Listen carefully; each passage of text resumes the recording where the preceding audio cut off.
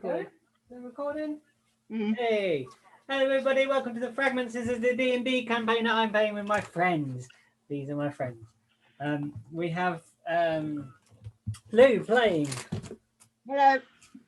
What are you playing? I'm playing Ariel, sorry. We have Hello. Phoebe playing, Killian. and we have me as Dungeon Master and playing Charles Irwin, Charlie Boy. So we had a one-shot kind of campaign, a little adventure off into a Christmas land last time, if you remember. And you gained some magical items at the end of it from a strange, gaily dressed man. Yeah. This, Did I write those down?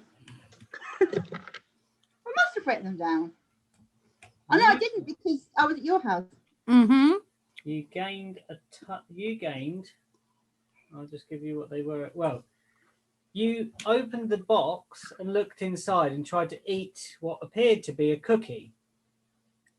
And it hit you, and you actually took some damage from it, if you remember. Took some damage from the cookie. And you got a snow globe. Was it a gingerbread man? Mm-hmm. Yeah, Was it a gingerbread man? it Mhm. was. It was some gingerbread men. But you believe them to be magical because normally gingerbread men don't get up and bite Don't you. hit back. Yeah. One.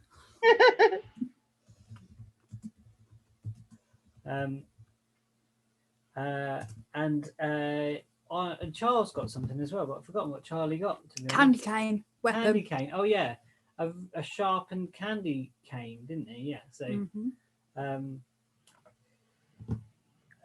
Oh, so you get a spike and I get a feisty gingerbread man. Well, if you'd like, what you can do, because you were transported by a metamorphic snowflake back to your where you were sitting in the cave. Mm-hmm.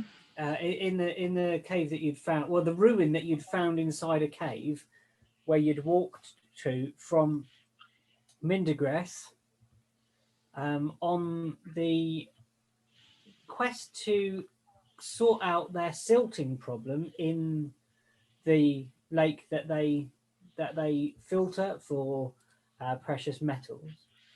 You went there with the blessing of the mayor of the town. Mhm. You went there also with the blessing of the Merchants Guild, though somewhat not impressed by, I believe it was Hune Blotsworth you didn't impress, wasn't it? He wasn't impressed by your thing and offered you lower money. Yeah. Do you remember all Yeah. this? It's all sounding kind of familiar. Yeah, I've got here that we got 75 gold in total. Yeah. To us. And who didn't you impress? Do you remember?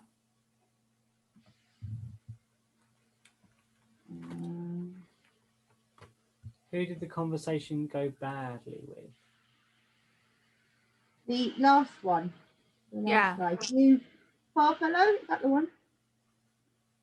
Okay, cool. So, I'm just looking back at my old notes. Would you like to acclimatise see if you can figure out what your magic items do? So what you need to do is you need to roll an Arcana check. Okay. So on your skill page. Before we do that, can I have some of the healing water, or are we back up to full healing? You can have a sip of the fountain if you want. You're right next to a healing fountain. Yeah, I'm sipping the not healing that. fountain. Was it that I had to roll? Yeah. So it was a 6 plus 1. 7. You still don't know what your snow globe does. No, Sherlock. The healing fountain gave you 2 health upon drinking from it. So but we didn't get anything from a short rest, or do we rest at all?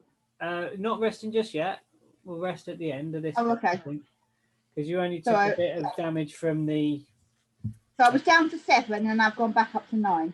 Yeah. Okay. Do you want to do your Arcana check? And yeah, Just trying to find it. See if you can figure out what these cookies do. 7. Sorry? 7. You don't know what the hell I these don't know. things do. Same So as me. you think they're best left in the box for now. Okay? Mhm. Now, you are in the cave, in this sort of ruin within a cave. And you have stopped bodies being tossed into a fiery pit, Yeah. as you believe that the bone char was what was silting up the river. Yeah. So you now, what do you want to do? You're in a cave, in a ruin in a cave. What are you going to do? I think we're going to try and make our way out because now there's no going into the water. The silt should start disappearing. Yeah. Start heading out. Okay. So we're just going to go the same way as we came in. Yeah. Yeah. Okay. So that route, as you know. Oh, what about the spider? Sorry, go again. Did we have a spider issue? There is a spider issue. Did we have a spider issue? Didn't we leave a spider?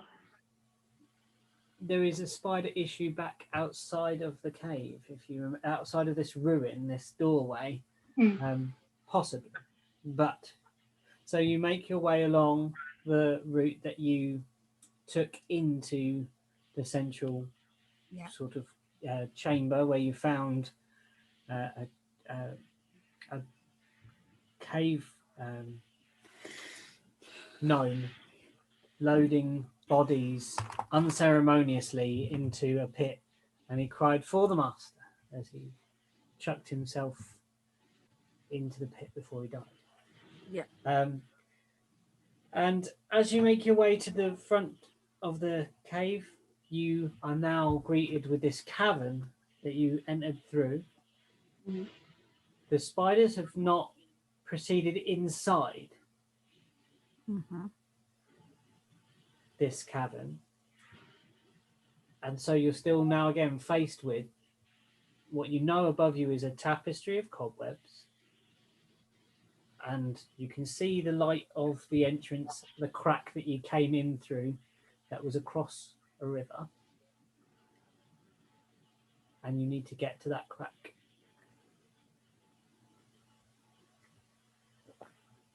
Light a torch and run. I was going to create a bonfire then. Run. Run. Both of us. Fire and run. Cool. So you're going to create a bonfire? Yeah. And where are you putting this? Are you putting it? I am. So I look up and see there's cobwebs sort of about 3 foot above my head. Yeah. So I'm creating a bonfire in the air, like a big ball of flame above my head, about 3 foot above, just to like almost like a touchlight. And I create that bonfire to hopefully send like a wick all the way up into the actual cobweb, going all the way up into the cavern. Oh, so you're going to try and ignite the cobwebs? Yeah. Okay. So you create the bonfire, but it is a bonfire of sticks and stones. So when you create it, it goes up into the air and the webs start to light. Mm-hmm. And as it explodes into life in the air, those twigs and sticks now tumble down to the ground around you and are still now burning. But there is the webs have lit up above you, and you hear the of spiders moving away from the light as they are shocked right now. But they won't be scared for long. So we run. Yeah, okay, we run. Athletics checks for everybody. Keep your finger on the screen. 14. I know, I just forget. Hold on. 14. 14. You're halfway across. And what was it? Athletics. So what's your speed, Lou? Can you tell me what your speed is? Oh, how do I? Oh, speed is 30 30 foot feet. speed. Yeah, okay. 12. Yeah. 12. You're both across to the middle of the room. This is where the webs are thicker, so I need you to do it again. Okay. Whoa. I've lost it now. I've left it. There we go. 9. You are caught in a web. 16. Well, I'm not bloody 16. sure. You are across the room, unless you notice Killian, who's now got his foot stuck in a web. I swing my scimitar, drag him out, and then sort of run and pull him. Okay, do an attack roll with that scimitar. Wait a second. Where's Charlie? Where is Charlie? Charlie hasn't started running yet. Yeah. Yeah. I was just like, wait a second. Where is Okay, he? go on. So you make an attack roll, Lou. Just unarmed. Oh no, with a scimitar. Sorry. Yeah, 16 again. 16. Okay, yeah, it hacks through. Damage. 8. Yeah, the web splits and you are free, but you're still just inside the room because you stopped to do that. And Charlie, well, let me tell you, Charlie,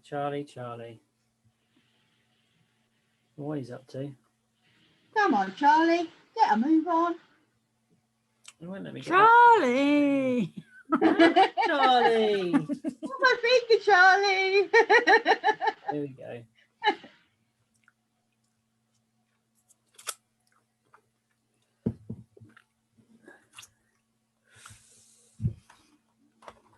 Right.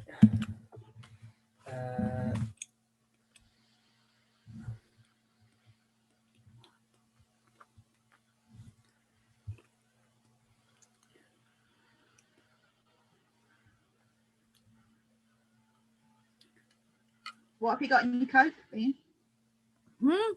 What have you got with your Coke? It's not Coke today. It's a Kraken and lemonade. So what I do is I'm going to cast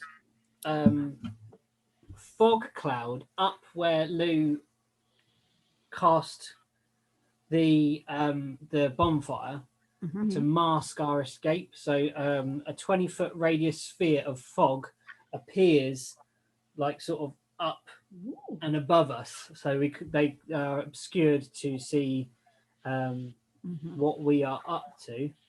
And then he's going to try and run across the room. It's really weird because if you turn around really quickly, you'll be able to see 3 of you. Don't want to do that. It's very bizarre. That sounds absolutely petrifying. So let's not do that. It's very strange. So Charles is going to try and run. Oh, that's going to be good. Run. In Pete's screen, I can't see my head, so I'm just like a white headless body.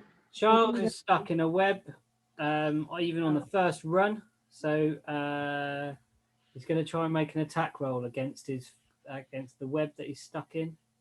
So you guys, do you want to roll and try and get out and see if you can get out? So one more acrobatics, please.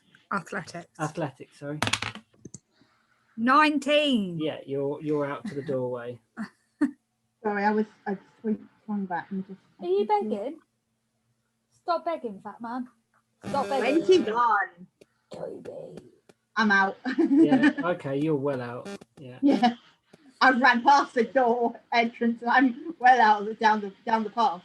Charlie still seems to be stuck in this web, and a spider comes down upon. Is coming down the wall. It's heading towards him. It's now seen him. Charles is going to try to just straight out strength get out of the web. Good luck. Oh no, he's going to attack his way out and then run. Maybe. So he hit it last time, but didn't damage it enough. It was like. So he madly hit it this time, and he's going to get a. Now you're sure you got enough nibbles there? He's out of that, and he's running across the room. But the spider is going to make an opportune attack on him. So because he's running and the spider's behind him. Uh-huh. Oh, it missed him completely because it only got a 2 on his thing. Yay! It slashed at him with an outreach thing. The fog and the flames are now all over the floor. Must have distracted it. Its webs are still burning above it. And you see the smoke channeling its way out to where there's oxygen. And Charlie runs and he's out with you in the light, and the spiders retreat back into the cave as soon as they reach an area where there is too much light for them. These kind of spiders are not fans of the bright light.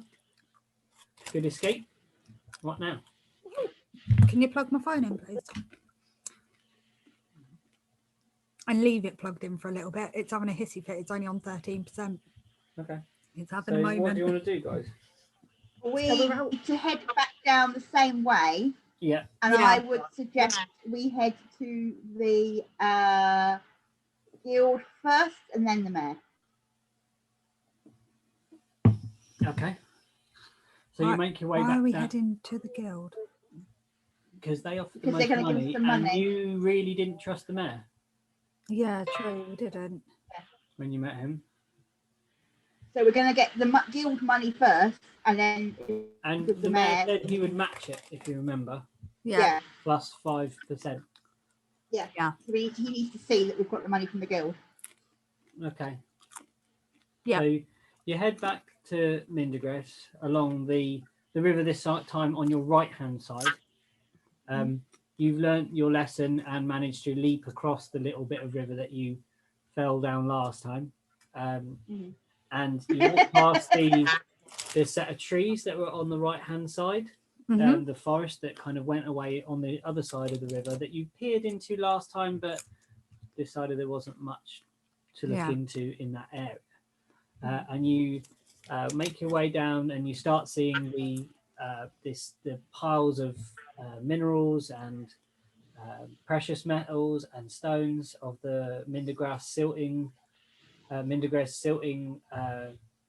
operation, and you cross through that quarry and you are now at the house of the Merchants Guild.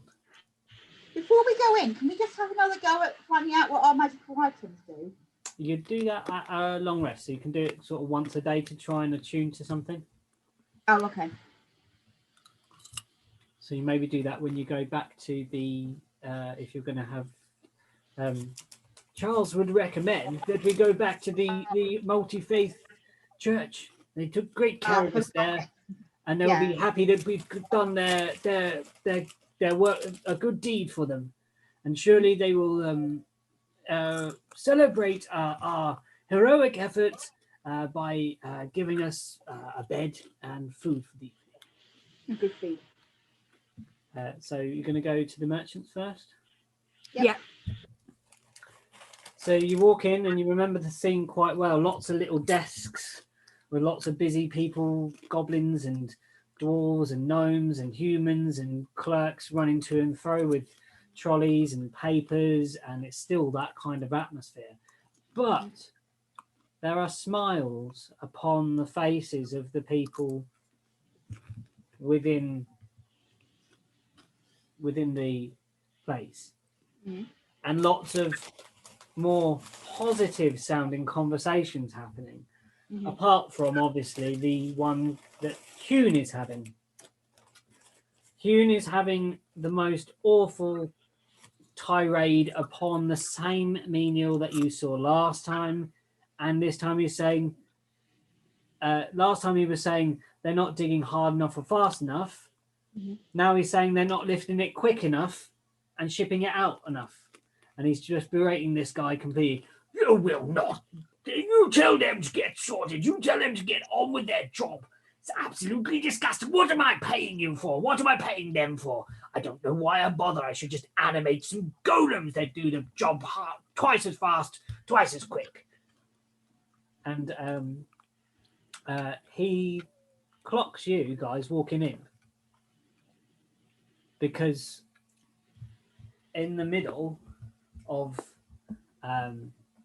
them sits the drow chap that you met as well, the dark elf guy, and he nudges Hune and says, "Come on, Hune. Hune, it's time for you to pay up, my friend." And Hune goes red. Hune goes beetroot with anger. Even his multiple chins go gradually stages of red. He's like one of those, like a color chart at a Dulux paint center. If you wanted to see the different types of red, you would look at Hune and he would show you all the way from crimson to magenta. And he is furious and he reaches into... Oh, your camera's gone. Oh, which one? Sorry, I don't mean to stop you mid-flow, but your camera is doing strange things. It's I can going only sort of slow, see yeah. Mine's going really, really fast. I don't know. It's really slow. I'm sorry. I'll hotch this way. Hopefully you can see me a bit more. Yeah, like look at mine. Mine's just shuffle that way and I can see you. Okay, cool. It's because I'm trying to load, believe it or not, Google Mail. Oh, that's why it's messing up our internet. Then you're trying to do something. So Hune reaches into a large coin purse and begrudgingly removes some money, a hefty looking sum of money, and slams it into the drow's hand, quite clearly furious. And you approach the desk.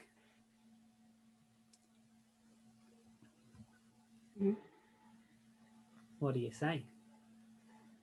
Are we gonna? So Hugh's giving the money to the drow, so I'm assuming that we're just gonna come to the drow, yeah?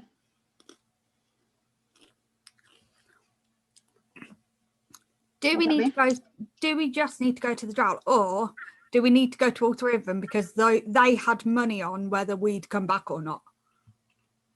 You think they had a bet? Yeah. Okay. So who are we going to go to first? We're going to go to Hugh first. Yeah. Right. Get the worst over and done with. Good afternoon, Hugh. I am from the place, and from the exchange you had with your colleague there, I believe you weren't expecting us back. Expecting you back? I thought you would be gobbling food by now. Blast it! How did he always seem to know? Always get the better of me. Ah, well, I'm playing the long game, not these short, piffling exchanges that these drow go in for. I'm investing. I believe we had a deal. You did? Very well. Here is your payment from me. And the guild thanks you for your service.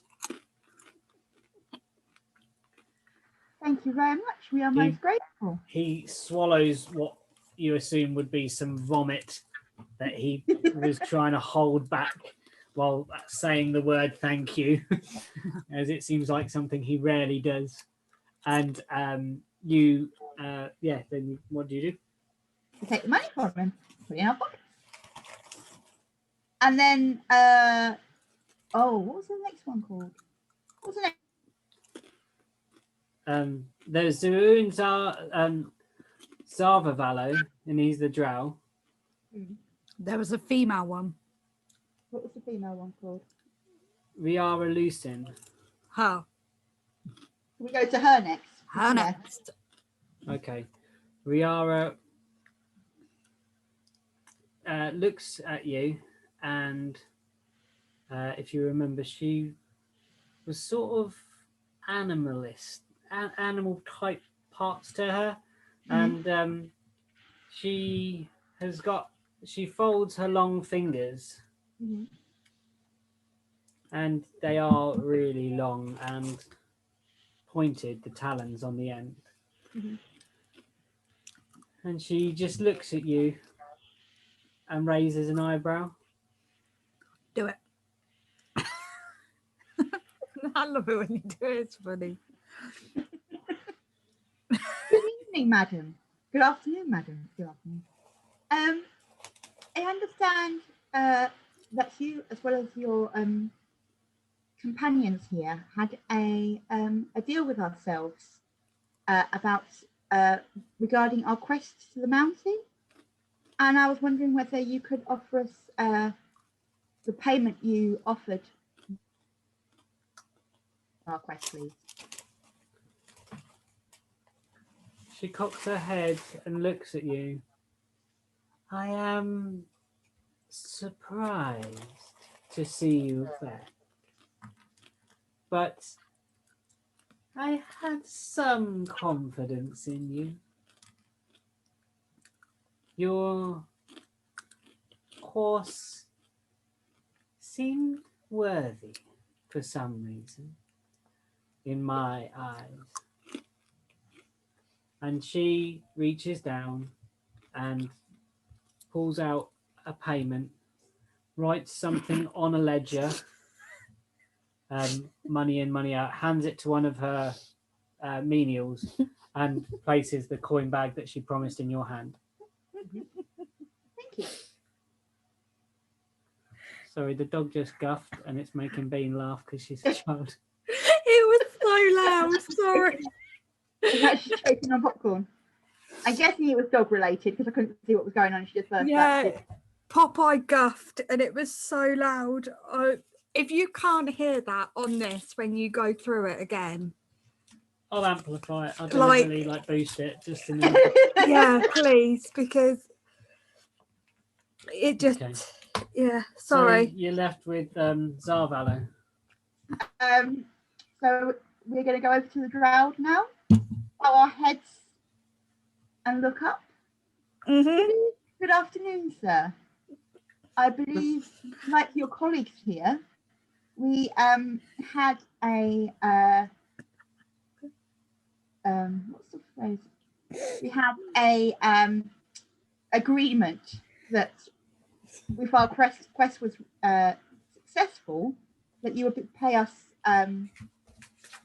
Oh, I've lost. I'm doing this on my own then. Bye bye.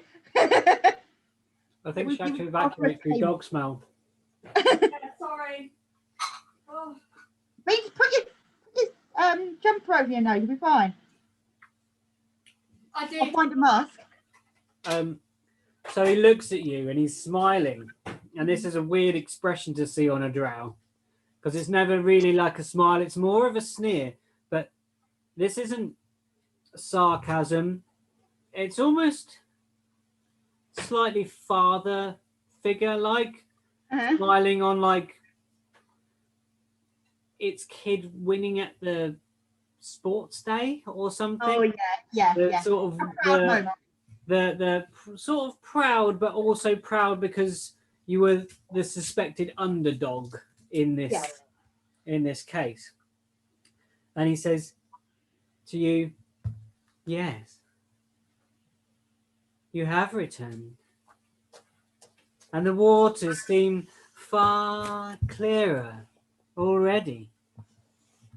And it's only been a day or so.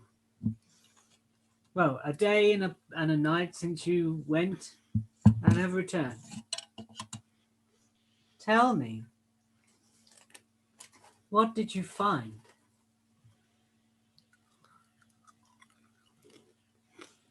What was the actual big thing? What was the beast called that was actually throwing things in the? You believe he was a mountain gnome. Yeah. I Mountain was going to say it was a gnome or something of some Yeah. sort. It was a gnome, a stone-skinned gnome. We found a ghastly gnome with skin that looked like it was made of the ground itself, and he was taking poor living souls and throwing them into the volcano as offerings for to his master, and we had to defeat him. So we battled him, and luckily we managed to defeat him. And in doing so, we stopped the bones being ground down and ending up in the water, and blocking the actual river itself. So you're telling me that these were bodies being fed into the water supply? Yes. Into the volcano that came then got fed into the water supply, yes. And the white powder, what do you think it was? I believe it was Bones. bones that had been incinerated by the lava, and then turned into a powder that ended up into the water supply that then worked its way down into the village, unfortunately. So many lost souls. You see that Hune is no longer shouting as you're having this conversation, and he is looking at you with his like sausage purple lips pursed, and the same of Riara. She stopped all business and they're listening to you telling this tale. But where were the bodies from? What bodies? Surely not from around here. Unfortunately, I believe so. There might have been souls that could have been in the city but maybe not missed, or from neighbouring villages or settlements in the area. I don't know. We are not from these parts, so I couldn't identify them, and of course most had perished by the time we arrived. Well, there is one way we didn't know who they were. If you remember, one of the poor souls that was being thrown in was wearing one of the uniforms from your very quarry, Mr. Blotsworth. Ah, yes, he was. My quarry, one of my workers, thrown into a volcano to be burnt. Nonsense!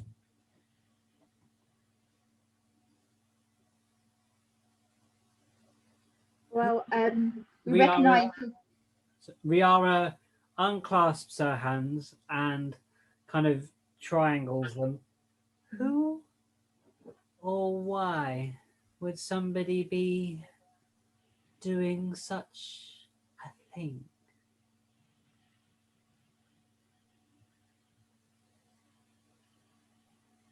As I explained, the gnome was offering the bodies as. I know who the lackey was, you have said. Who is pulling the puppet strings? We don't know. We don't know. You don't know yet. I imagine you need to rest. But We do. when you are rested, return to me. I would like to know how deep this goes.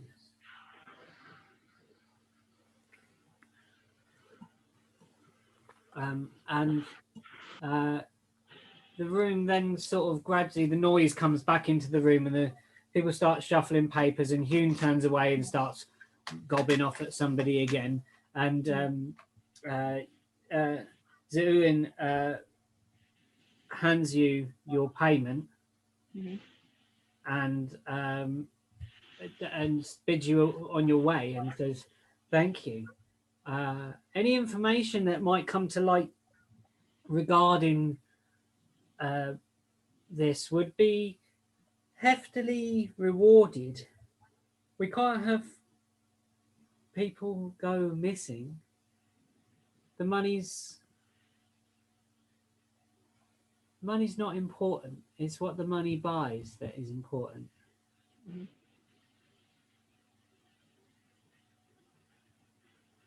and then he kind of goes back to his business.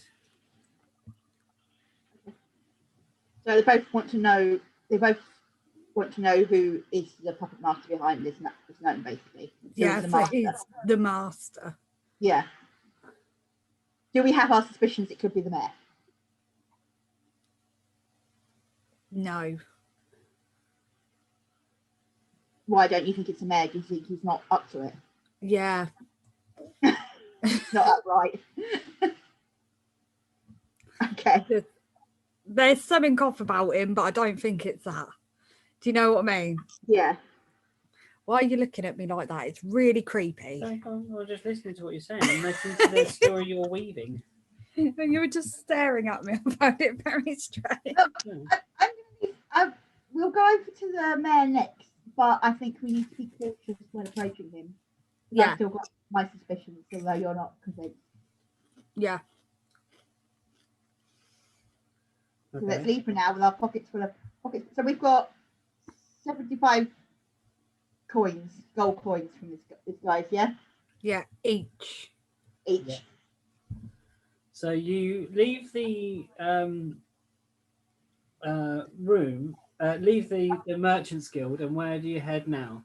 If you remember, you're on the right-hand side of... We had to head over the bridge, didn't we, to go to the mayor's place, if I remember right, the other map. Yeah, you are on the far side and the church is on the other side. Mm-hmm. Oh, we need to go to the mayor's place first. You want to go to the mayor's place first before and then you over to the church, just to inform him that we're back. We've sorted the problem out, but we've been paid. As you get down the steps that go up to the Merchants Guild and start following the footpath following around the edge of the river that flows out, two people peel away from the side of the building. Okay. And are trying not to be seen, but there's very little cover here. And you know that they are following you. All right, so we're being followed. Great. So, Gillian, why don't you turn around and confront them? Yeah. I'll go all Dragonborn on him. So, what are you going to do? So turn around and say what? Ask them why they're following us. They're about 20 feet behind you right now. So you're going to turn around and walk towards them, or turn around and shout, or what? I think you need to bellow or roar at them. Dragon style. I'll just stop. Just stop where I am. And turn, or... And just slowly turn. Make it really melodramatic. Oh. They keep on walking towards you. Stride towards them, like not just walk, I mean like tail swishing, horns at the ready, going towards them. Charlie's kind of like and Charlie kind of follows alongside like and you come face to face with these two, right? And you're like more to nose with these two. I was gonna say, my face is like out here, so they're like that far away from you're me. like more to humans, and Charlie's like beak to human. Charlie's like, oh. Even and you say nuts, you've inspired him. He's feeling like really I'm about 2 meters behind you, just watching what's going on. Overlooking, but not. You kind of didn't realise what was going on until we'd already like got in their faces. And you're jumping off, and I'm like, okay. Boys. What are you doing? Okay, so what do you do? Just ask them very quietly, very calmly, why they're following us, but still in quite like a threatening. You know, when some people like. My nan is a prime example, just completely off topic. But you know, when they say things really quietly, it's a lot more threatening than if they shouted it. Yeah. That's the kind of thing I'm going for. Yeah. Like I'm channeling my role play it, Dean. Role play it. Okay. Right now. Role play it to Pete. Go on. What are you going to say it to me? How you would say it? How he's saying it? Oh, I don't know. Go on. Do it. You can do it. Say it in your nan's accent if it helps. No, because no one can understand me if I talk in my nan's accent. It's just, I don't know. Say the actual words. Just say them. Why are you following us? And make an intimidation check. I would, but you've stolen my phone. You told me to. and Why have you told I me know, to? I wish I knew how I did it. I did it. People be like, He just handed me my phone like. It's just written. Right, so what very was that? Intimidation, please. Which I think you're bad at that anyway. I think anyway, aren't you? Fingers crossed. If I get a good roll, we will see. 11. They hold their own in your face and they say, "You're a person of interest. You are a presence requested, in fact." We're a person of interest. We're Why- a person. I'm a person of interest. Why doesn't Charles try? Charlie can intimidate like a ladybird. He couldn't intimidate a worm. He's just holding his own. He's kind of glancing at Killian like, is this going our way?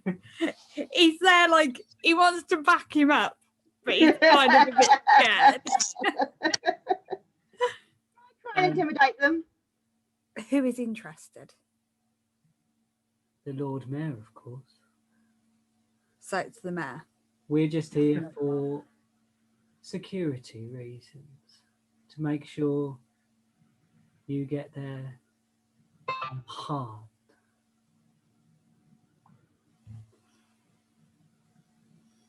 You get there, what?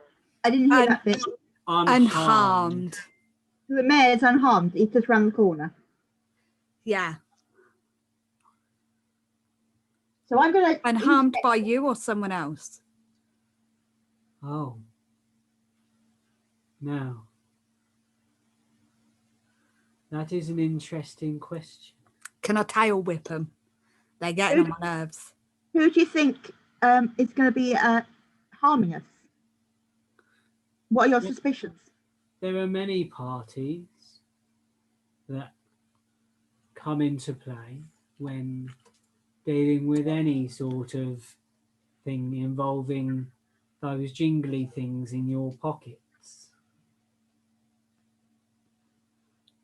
We'd like to see you with those jingly things and with fingers to hold them.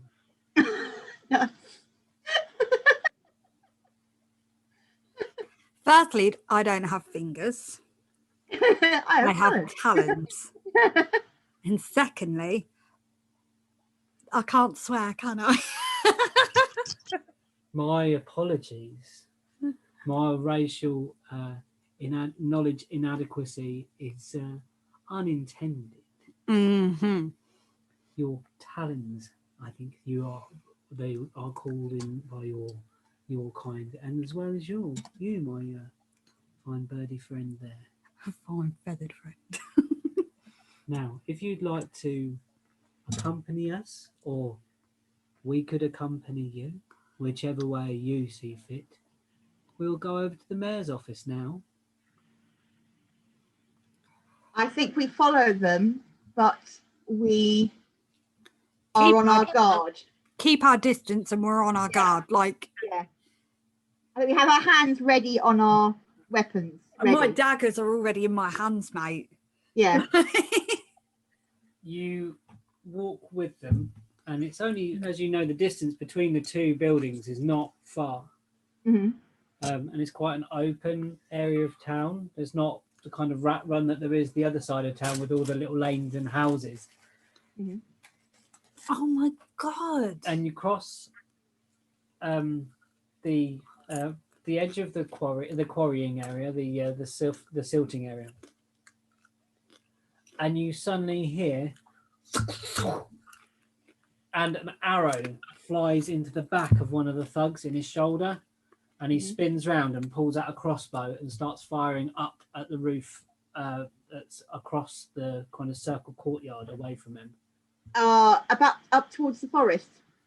No, you're not outside of town. You're still this side of the quarry. There is a hold on, let me screen share it. Let's see again. Yeah. Both me and Lou are like trying to remember from 2 weeks ago this map. And it's like Christmas has happened since then. I forgot what day it was today, let alone what map we're on. Oh, we're there with the second near the second building, aren't we? On the right hand side. Oh, so where the circle is there with the green, is that the courtyard? You've walked across that space where that road comes up, and you're heading towards the L-shaped building. But from the long building that's made of 3 sections, that's where you believe the arrow is coming from. So it's Right. sort of 40, 50 feet away. Do we know? It's a Do we know long, what long building is? distance. Sorry, say again? Do we know what that building is? You don't. Okay. You did not investigate that when you came. Run. In fact, that's what the guy bellows at you. Run! Run quick! And the other one pulls out. He grabs his hand and holds what starts glowing, and flames shoot from his hands in the same direction towards that thing, and they start charging. The one with the arrow in his shoulder, firing and reloading his crossbow, and the other one wielding this flame blasting out of his hands, heading towards the... Yeah, I just think like we've just had to deal with a lot. We don't know if these guys that are telling us to run are friends or not. So I think if they want to go get themselves killed, they can go get themselves killed. They can slow them down, and we can just run towards the mayor's office. Yeah. Like, Yeah. Okay. So the 3 of us run towards the mayor's office. wait, what did Charlie want to do? Charlie? Yeah, we didn't hear Charlie's opinion. What did Charlie want to do? Charlie just started ducking. When Ari started coming, he was like, "Oh, what?" And then you go, and he went, "Run, run!" Charlie was already doing it. What, with his like He was already 30 layers of armor that he's got? Yeah, and he was already clunking away across the thing, across the green, running towards the mayor's office to kind of take shelter in the L shape. So Charlie's already got his back in the L shape bit, looking kind of round the corner at Right, the other where's the two L? charging Can away. I? Yeah, Right, so so- you're running across this bit here. You were walking this path. You came out here, around here, and then they're running this way. Okay, so we're right. It was so tiny on this screen. I Sorry. forgot that I could see it over there as well Yeah. because I'm an idiot. Sorry, just checking where we are on them. Right, so we're there. You're running, and you see Charlie ducking behind this wall, and you're heading towards him, and arrows are raining towards you as well. I think we scramble like almost on our hands and knees through the door of the mayor's office, Okay, so you blasted through trying the to sort of keep door. ducking.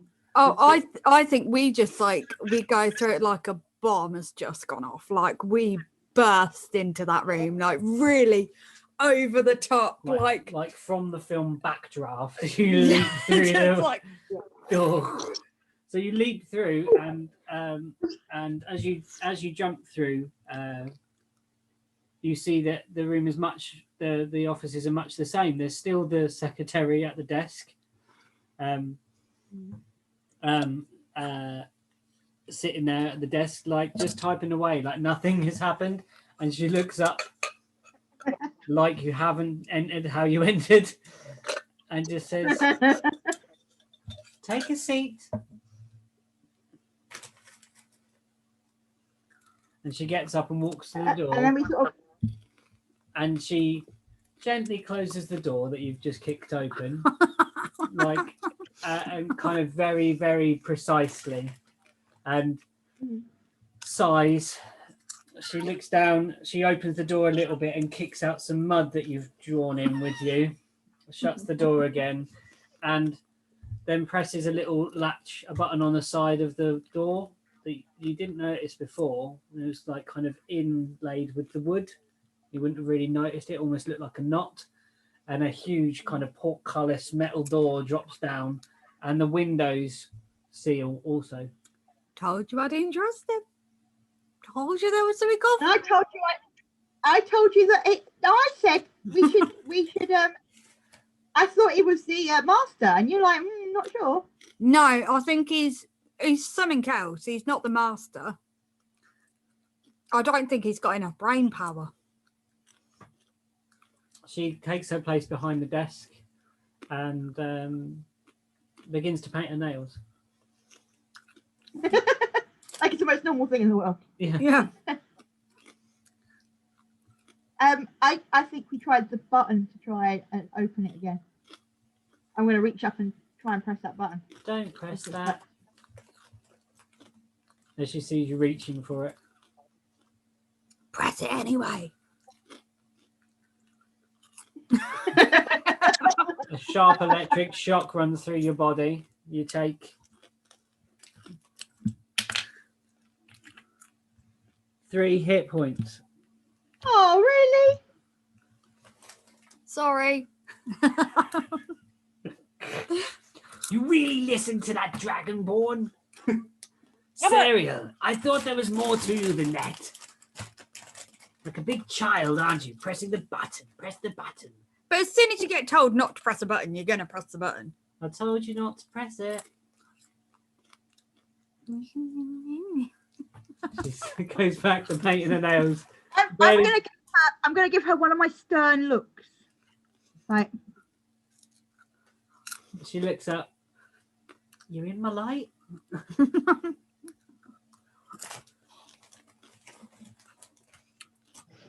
I'm gonna rub my poor electrocuted arm.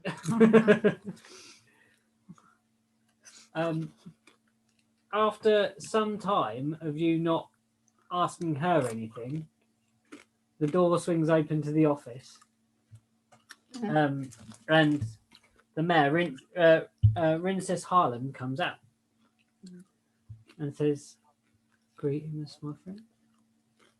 I see you have returned. And I'm a man of my word. Do come through." We can't go backwards. We're gonna have to go through. Yeah. Like, we can't get out. No. So you walk through into his office. Mhm. There are seats set up for you to sit in, and he arranges himself, walks over to the other side and, "Can I offer any of you a drink?" Walks over to a drink cabinet. No. I had enough wine last the other day. Mm. Are you still a bit hungover from the Christmas episode? Christmas wine. Christmas special wine. Oh, go on, I kid. don't trust You're anything. much more of a Sorry, go on, Lee. I don't trust anything. I tried to eat a gingerbread man the other day and it bit me. So Yeah. I'm not worried about anything that can eat and drink. Go on. Go on. You're always much more of a laugh when you've got a drink inside you, Killian. Says Charles. I don't know about you, but I could do with a damn drink. And Charlie goes, says yes. The mayor grabs a beautiful crystal decanter from the side, and fills a glass with a brownish liquid that's sweet smelling in the room, and gestures for you to sit at the seats. Are they socially distant seats? They are within 1 meter of each other, but you're in a support bubble, so it's all right. The whole city. Sorry, I had to ask. I had an answer, don't worry. Ow. So we sit down reluctantly. I'm still rubbing my electrocuted arm. Charlie sits and takes a sip of his drink, and he looks at you rubbing your arm and says, "What have you done to yourself there?" Well, your lovely receptionist decided it was our best interest to lock us in. And I just simply tried to see if I could remove those locks. And it would seem that I was not successful. Stop begging. So you did something against your best interests, is what you're saying? Well, I panicked. I don't like being locked in anywhere. I'm a creature of the land. I don't like confined spaces. I can understand that. Genuinely, I understand that. I too miss that. But now on to payment. So he removes a bag of coin from his desk drawer, gives you each the 75 plus your 5% on top, and looks at you, both of you, and all three of you, sorry, and you've proven very successful in what you've done so far. I'm mightily impressed, in fact, with your level of expertise. Those sort of expertise could be very useful to myself. Do you think you could possibly see your way into helping the mayor of this fine town? What did you have in mind? I need a sort of gentleman's agreement first, if you will excuse me, my lady of the woods. Well, we're not going to agree to anything unless we know what we're agreeing to, I'm afraid. We're going to have to tell us more before we agree anything. Oh no, I will not be asking you for that. It is a matter of delicacy, shall we say? I need you to be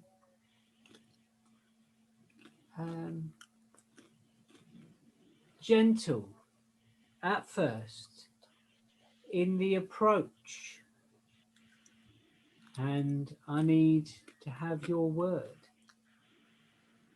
as I've kept mine on this deal. I need you to promise to keep your word on the deal I offer you. If the deal is to our liking, then of course we are honourable souls and we will keep that deal.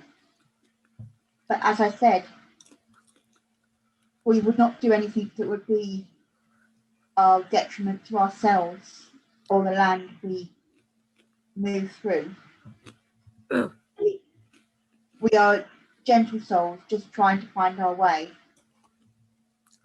and we don't want to cause anybody unjust harm if they do not deserve it.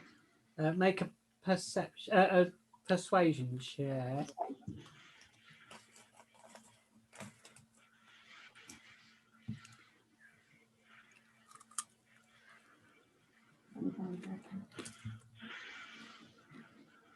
Oh, it's stuck. Hang on. Oh no. Oh no.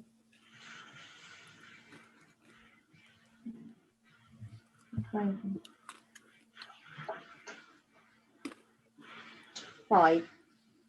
5. He is not convinced by your message, but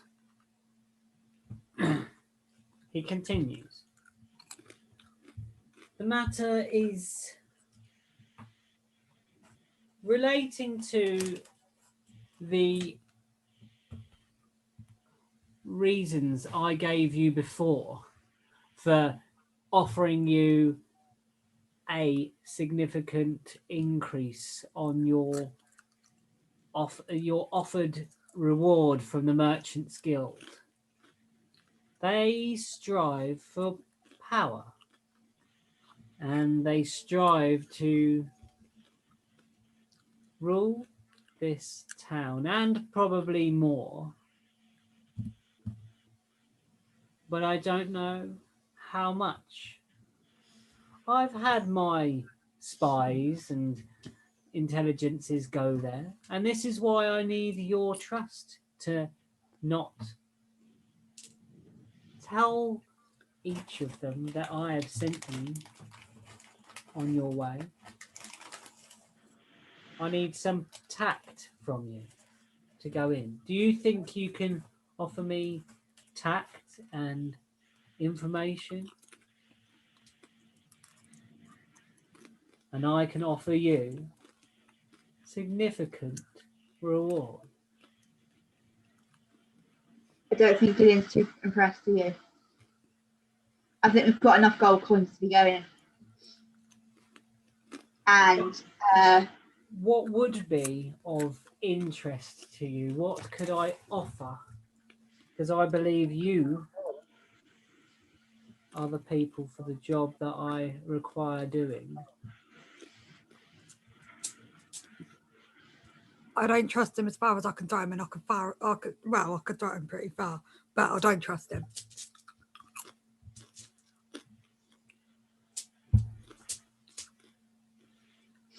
I think he could offer a safe package. He could offer us a boat. At the moment, we're no way. Oh, we have got a boat, haven't we? It's just parked in the harbour. What do you want to do? What is your sorry, out of game for a minute. What is your what are your main goals? What are you aiming for? What is your end game sort of thing at the moment?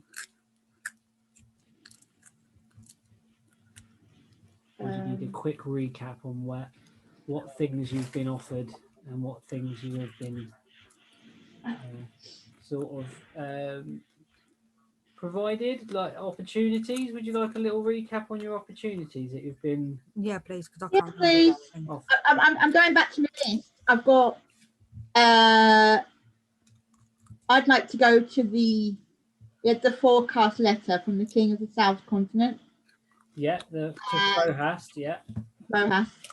And so I would like to head towards the Southern Continent. Yeah. We've been offered the dragon will help us find out the truth on the journey back to Mindgress. So I think once we've been to the Southern Continent, we need to head on back to Mindgress. Toby, yeah, he was outside Mindgress and he wanted you to do something for him, didn't he? Yeah, find out the truth. Find out truth on journey back after. Yeah, he was concerned about Rechar, the island, the Reformist church on the island, and he said he could show you a way in. On what island? Sorry, was that? On the main. On the island that Charlie Boy was working at, if you remember. Oh yeah. There was an island where you were all shipped via or through. Don't know if I have it on this computer. It would appear not.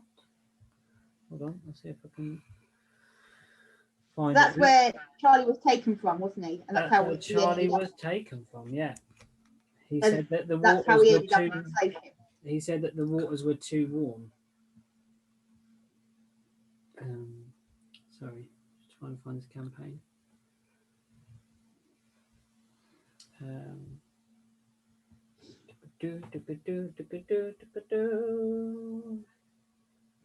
Is Mindgress where we are now? Yeah, it's the Mindgress is the town you're in now. Yeah. Right, Mindgress. So, yeah, the island of Hector, which is where Charlie's from. Payment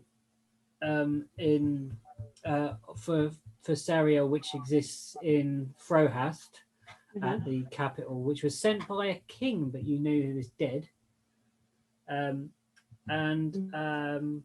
Also, you remember looking back from your memories that your receipt of slave ownership was you were bought by the Kreen monastery up in the Fragments. Kreen monastery. So there's also that tale to maybe explore. So we've got Southern Continent, Kreen Monastery, and Restar Yeah, to all go to. Heptar Island. Yeah. Heptar, yeah. Heptar. Out the way, but you've also just been given the offer of a job by the shifter merchant.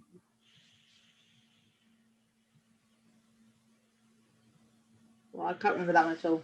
Riara Lucin said, "Come back to me. I'd like you to look into this further." Yeah. Oh, right. And sort of Hugh and Farfallow offered a similar thing to you. Look into who is the master.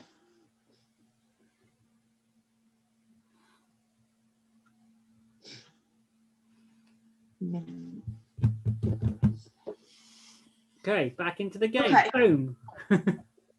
So, I think we've got 4 tasks there. Do we really need any more tasks? No, especially not from him. He's given us the money now already, hasn't he? He's Yeah. giving you the money. He's a man of his word. Yeah. But I'll just, So, sorry, is that popcorn? yeah. She just nearly threw the popcorn absolutely everywhere. I nearly threw the popcorn at the dog that's begging for the popcorn. Oh no, that could go really He's wrong. drooling so much right now as well. He's like, popcorn. So yeah. So I would say no.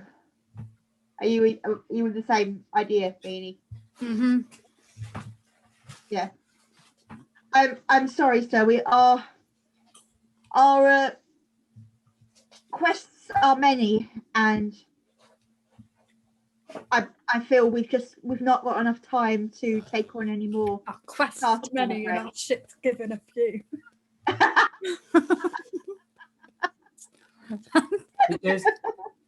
He says, I'm disappointed to hear that. I truly am. I hope you find your way to the wilds, my elven chum, and I bid you good luck on your future endeavours. I suggest you hold on here for just a little while. I believe there was some disturbance on the way here. Yes, there was. The boys should have that dealt with in no time, but let's just sit tight. If you go and see my secretary, I think she might even have a call pack, first aid box out the front there for your arm. We can deal with it when we get back to the church. Okay. Is she gonna let us out once we get to the reception? She'll let you out when what's out there has stopped happening. Okay. Well, let's just have a short rest and wait for them to calm down out there, and just take stock of where we're at. Okay. So Charlie has a drink Uh-huh. and says, Whoa. That's jolly good stuff. "Yeah, We are a rich town, which does mean I'm a rich mayor, which means I can afford richer things. But So not impressed. the general populace here are also very well fed, well kept. It's the merchants that push them too far, too hard, too long. I'm here to stop that from happening. Then why is it still happening? They have their ways and they have their crooks. Did you happen to notice some arrows flying at you as you came in here? We also noticed some arrows flying from the guys that were with us. They weren't shooting at you, were they? No, but neither were the others. They were aiming at your party, I believe. They were aiming at your guys, hence why one of them got shot.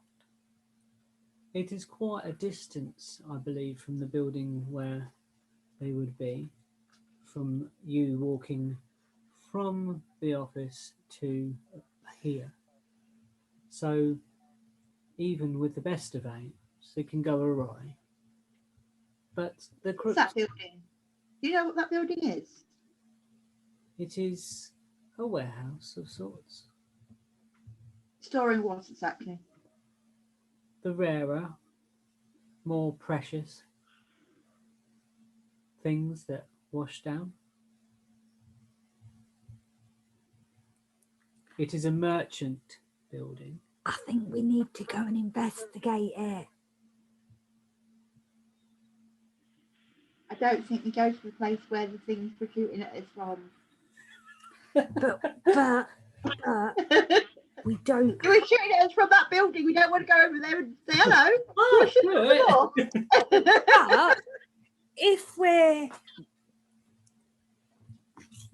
okay, I'll talk to you about it You're when just we're seeing not in the room. gemstones, Gillian. That's all that's happening. You're just seeing gemstones and you can't see clearly. They were shooting arrows of fire at us. We don't go there. So you hang around a little while, trying to make the mayor's trying to make small talk, but Killian's general Not bad. icy demeanour or acid demeanour Acid demeanour. is putting him off. Oh no, it is ice with him. It's Oh, it is acid with her. icy demeanour. I was the right person. Yeah. And eventually, you hear from the other room some voices, and you walk out of the room. The doors are wide open, and you see the two people that you were with earlier, looking certainly worse for wear, and one of them clutching his shoulder, and blood pouring through. Has he still got the arrow sticking out of it? He's removed the arrow. Ah, really wanted to have like a really cool image of him like holding it like this with the arrow.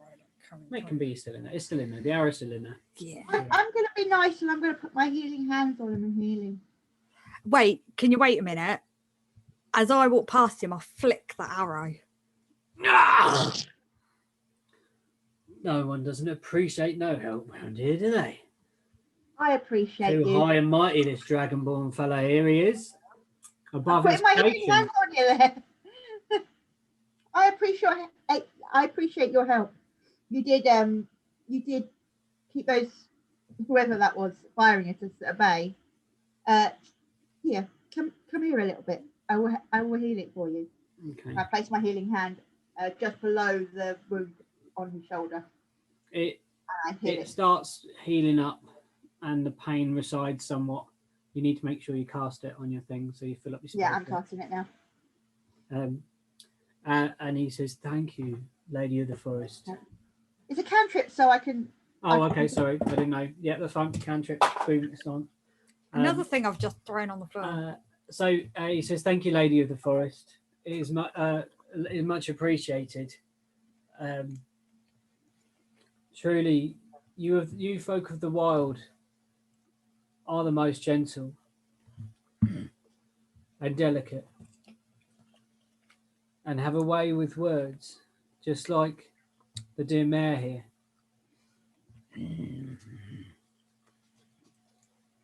And they kind of nod and bid you outside, and the mayor walks with you as you leave. Can I, before we part company, can I ask them? You don't happen to know who it was that was shooting at us, do you? Well, we don't know exactly, but they ran after some amount of beating, and they were aflame as they ran. Assassins, they looked like, black cloaks and all. Black coats assassins. Now, we've been around here for a long, long time. Ain't no one who really wants to assassinate us. They'd want to assassinate the mayor. But new folk with new money. Right. So they found out we had money, and they were basically after our cash. Well, I suggest we get somewhere safe and quickly about it. Yes. Okay. My dear fellows. Mhm. Now, this may be stepping over the line. I may be speaking for the other folk here. If you would like, I'm sure we could offer you sanctuary and healing and a bed for the night that's very, very comfortable at the church across the river. We have great friends there, and we'd love that you helped us. And as a token of good faith, we'd like to welcome you with us, to come with us, accompany us across the river to the church. Okay, so they're like our bodyguards.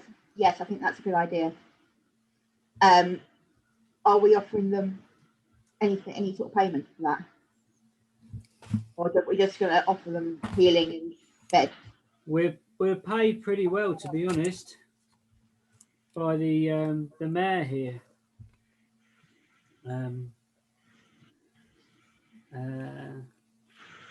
Well, maybe you won't just find healing in for yourselves in body, but you may find it in spirit and mind, my friends. You look most troubled.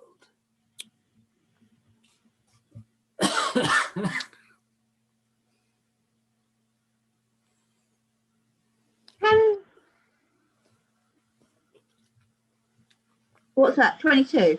A persuasion check. And that's Oh, you did that. natural 20 from Charlie. Like, So he's persuaded them. they go, you can see that in us. Well, I suppose we could always, a prayer or two doesn't ever go amiss. And they accompany you on your way. Which way are you going to go, guys? You can cross via the bridge in the sifting bits where you crossed before, and you met a gentleman who was complaining about the quality of the stuff that they were silting and the working conditions. Or you can cross via one of the little shipping boats that can take you across, like the little ferryman boats. That's what I'm trying to say. I think just go back the way we came. I think go back to the way we came because, we know that route. And Okay. we need to run, we can run. Yeah. Okay, so you go up and you go round and you pass the workers. You don't see that gentleman that you spoke to before. I've actually forgotten what his name was. But you cross over and you walk down and you're on the main road again. Yeah. So we can see the map again. Yeah, Please. of course. Yeah, I'll pop it back up for a screen share. Hold on. Boop. Boop. Right. Actually, if I do a section of the screen, it's actually better. Because then I can show you with the mouse. There you are. Okay. Right. You're probably best to look on there, though. I can see it. So you left I was this. just looking at the TV. I was like, wait, where is it? I can move it over here. You can see it big. Yeah. And now your music and library is on screen share. Oh, is it? Yeah. I don't know why. There's no music playing. No, it's just saying music and library. For some reason, it's no, not it's on. because I'm going to move the screen over. Hold on. Okay. I have to move the section. But click on the window we want to look at. No, I'm There you doing go. it as a section, a screen, rather than an exact window. There you are. So, you are at the mayor's office, which is here. And you've left and you've gone up and you're over the bridge. And the way out of the siftings is to here. Now, when you reach this part, you can follow the main road down. You can cut into the houses. You can walk along the docks. You can go see your boat. I think go main road and then turn up. Main road, turn back up to. I don't think we want to go down any little dark alleys. That's pretty No, definitely not. The main road all the way up and then turn right into the church. Yeah. Okay. Sorry, I'll make a perception check.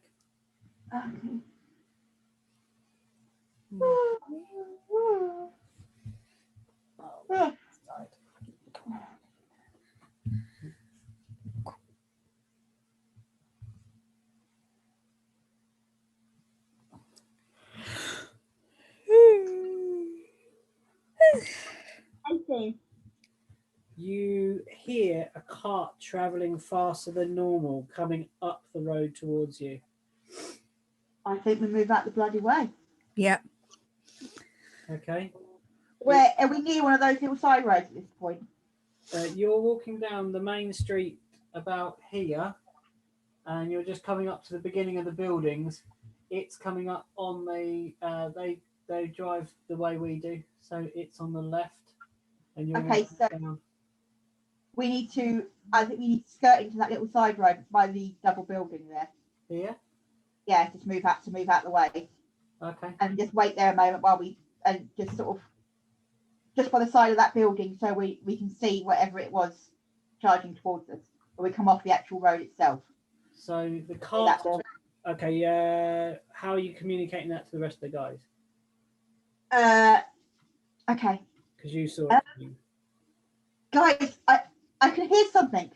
Quick, let's get down this side road, and we need to move out of the way. I think there's something coming towards us.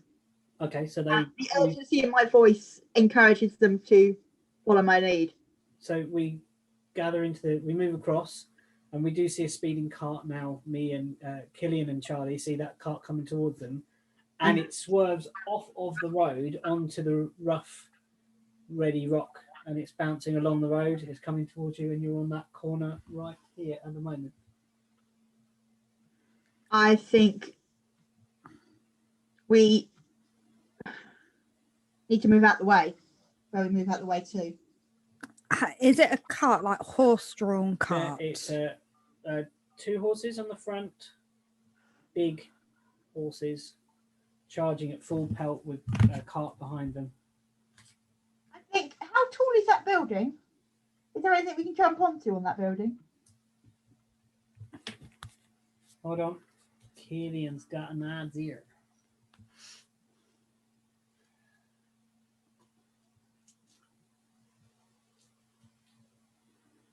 Killian?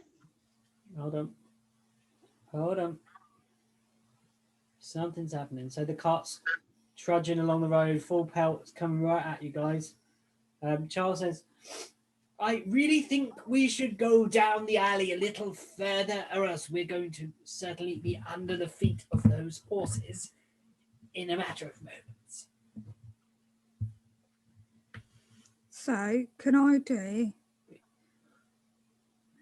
shall we go up a bit further then, do what Charlie says? Okay, so you tuck yourself in further. Yeah. And as you do that, the cart swerves off of the road, tries to swerve back on the road, realizing it's going to collide with the corner of the building. But the horses turn, the cart doesn't, and the cart collides with the side of the corner of that building and comes to a halt. The horses bolt and run up towards up north. What did she do? She told you what she did. I didn't hear what she did. No, she hasn't done anything yet. I was gonna talk to the horses, but I can't. It's my other one that can do that, so it's fine. Oh, I can talk to the horses.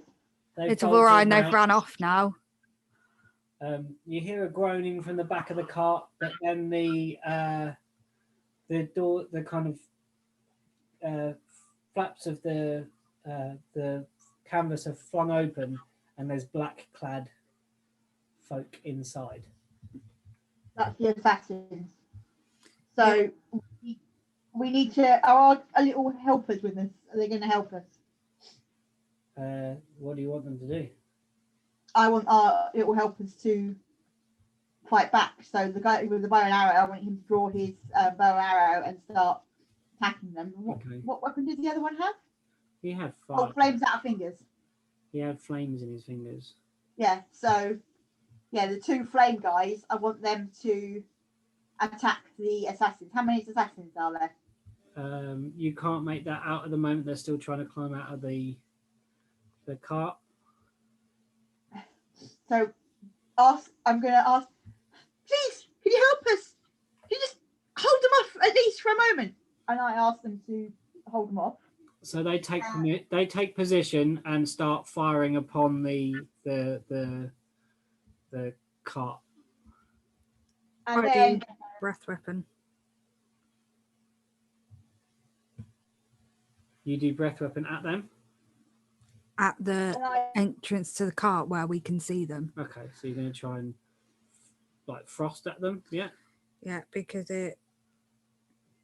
it's not like it says when you use your breath weapon, each creature in the area of the exhalation must make a saving throw. Okay. And I'm going to use my primitive savagery. Hold on. I've got to do one at a time.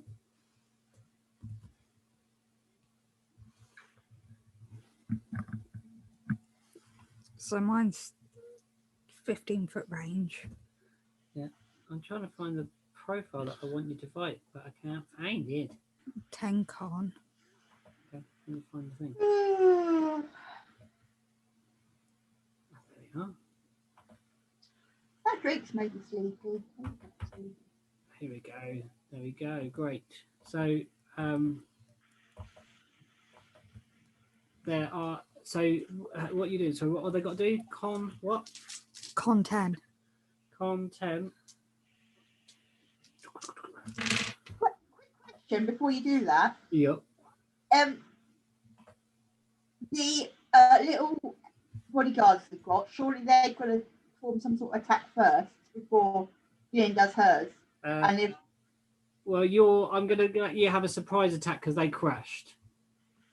So I'm going to let this one be outside of thing. So you're just going to see the thing. Them open the thing. You go.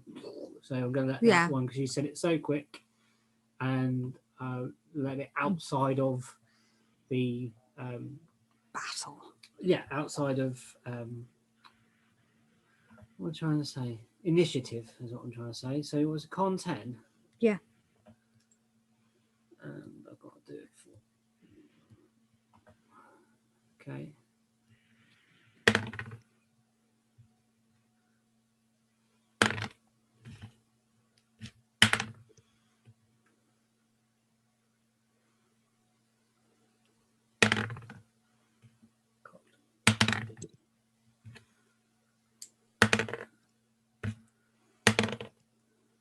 Okay. What do they take? 2d6. Okay. You're rolling for all of them. So that's 8 damage each. 8 damage each. Okay, cool. Hold on. So I'm going to put them in, and so we get that. Whoa. Okay, hold on. I actually don't know what's going on right now.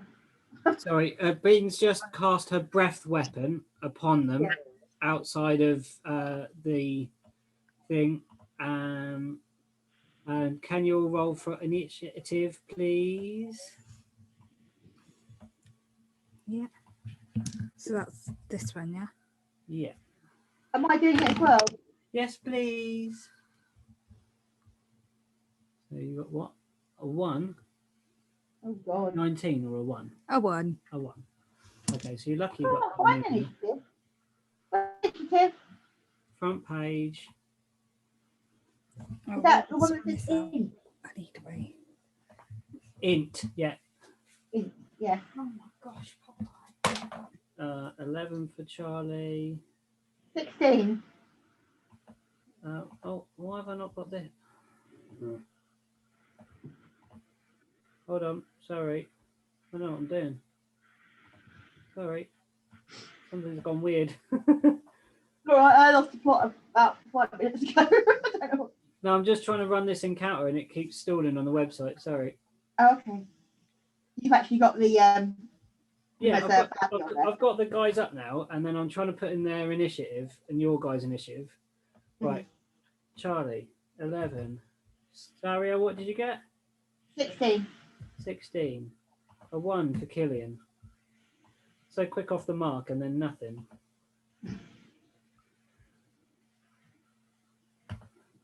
She's all fight and no brains at the moment.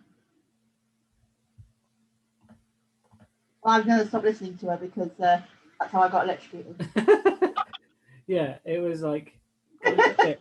You did it. I was like, I'm on 6 health right now. I'm like not happy. what's your max? 11. Yeah, oh, not bad. Okay, right, ready to go. Right, so they're gonna. I'll wait for Killian. Shall we pause for a minute? Yeah, sure. I just make a cup of tea anyway. Yeah, all right. Let's have a stop for a sec then, and we shall. Ooh. Ooh, what? We'll pause the recording for a minute. So, you breathe at them, and an icy cold blast hits all of the bandits within the back of this cart, and the canvas freezes solid, and the edges of the cart freeze solid. You see their hands go blue, and they're shivering, and frost is on their black for their hoods and their coverings. And because Sariel told the other guys to guard first, they kind of saw them coming. Those guys are going to attack first. So the one with the crossbow is going to fire, and he is going to get +2 to a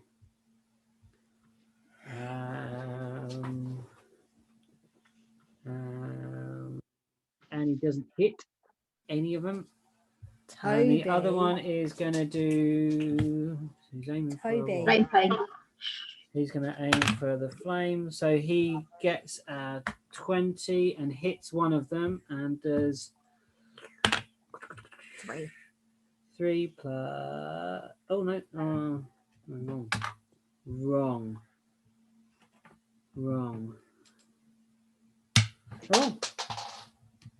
Oh, hold on. Lost a dice. 7. And fires a bolt of fire at one of them, at the same one that the other guy was aiming at. And that guy is, from being freezing cold, is now ignited in flames and falls to the floor as sort of like if you were burning a popsicle. I love that imagery. Yeah, Okay. it's good. So more of them start pouring out of the cart, and they're all really covered in this frost. And it turns out that when they pile out, that there are 1, 2, 3, 4, 5 left of them. There are 5 bandits, assassins kind of guys coming towards you. Why did we roll the initiative? To see who goes first in the turn. So it's the bandits go first. So they're going to 2 of them are going to crossbow back at the thugs. No, 3 of them are going to charge at the thugs. 3 doesn't hit. 20 does hit the thug with the crossbow, and it will do double damage to the thug with the crossbow. Because he rolled So- a 20. Because he rolled a 20. So he is 1d6 plus 1, 7. 12, Yeah, 12, 13. 13, 14. Yeah. He slashes at one of them, and then the other one goes, and he hits. And he does 4. So yeah, they're still standing. So that's 32. No, 12. The one with the crossbow falls. No, does he fall? No, the one with the crossbow is quite hurt. And the one with the other one is not hurt. And then the two of them pull out light crossbows and aim for you, because you're behind the guys, because you shot at them, and they're going to roll to hit you. 12, Armor class is 13. 13. Do they get any pluses on light crossbow? 3 plus to hit, I'm afraid. So That they're in. sucks. 1d8 plus 1. That's a d10, Peter. 1d8 plus 1. 5. That 5 hits you got. Yeah, 5 to Killian, and the other one is going to fire again at you. 8. No, No, it doesn't chance. hit. Misses. So that's all the bandits had their turn. Now it is. But I know I'm last in this order. Really? Yeah. How did you work that out? Well, By the fact that you rolled a 1. yeah. Surprisingly. And my initiative is +0. So So it's actually Serial's go now. So Serial, what do you want to do? You've got 5 bandits in front of you. I am going to pull out my primitive claws, Yeah. and I am going to charge towards 2 of them. Okay. Can you And- do 2 strikes? Can you with that? Yeah, I think I can do 2 strikes.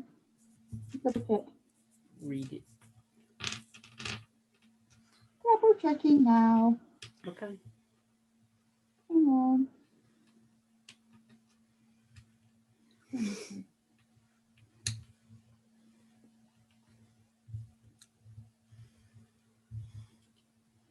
Oh no, 1. Sorry, Okay. I stand corrected. It was the other But one. is it 1 action? It says make a melee spell against 1 creature within 5 feet of you. Okay. On a hit, the target takes 1d10 acid damage. Okay, go for it then. Do it. So roll for a hit. I've got to come out that screen now. Roll for a hit. this is really bugging me. 18, Yeah, you hit him. Yeah. and then I roll the other one. Yeah, Yeah, you hit the damage one next to it. 3. Okay. Yeah, so you slash away at this guy. You see like green slime shoot up through the wounds that you've cut upon him, and he drops to the floor in a heap, foaming at the mouth from the poison that you have inflicted. Do you can you do a bonus action? Is there it on your actions page?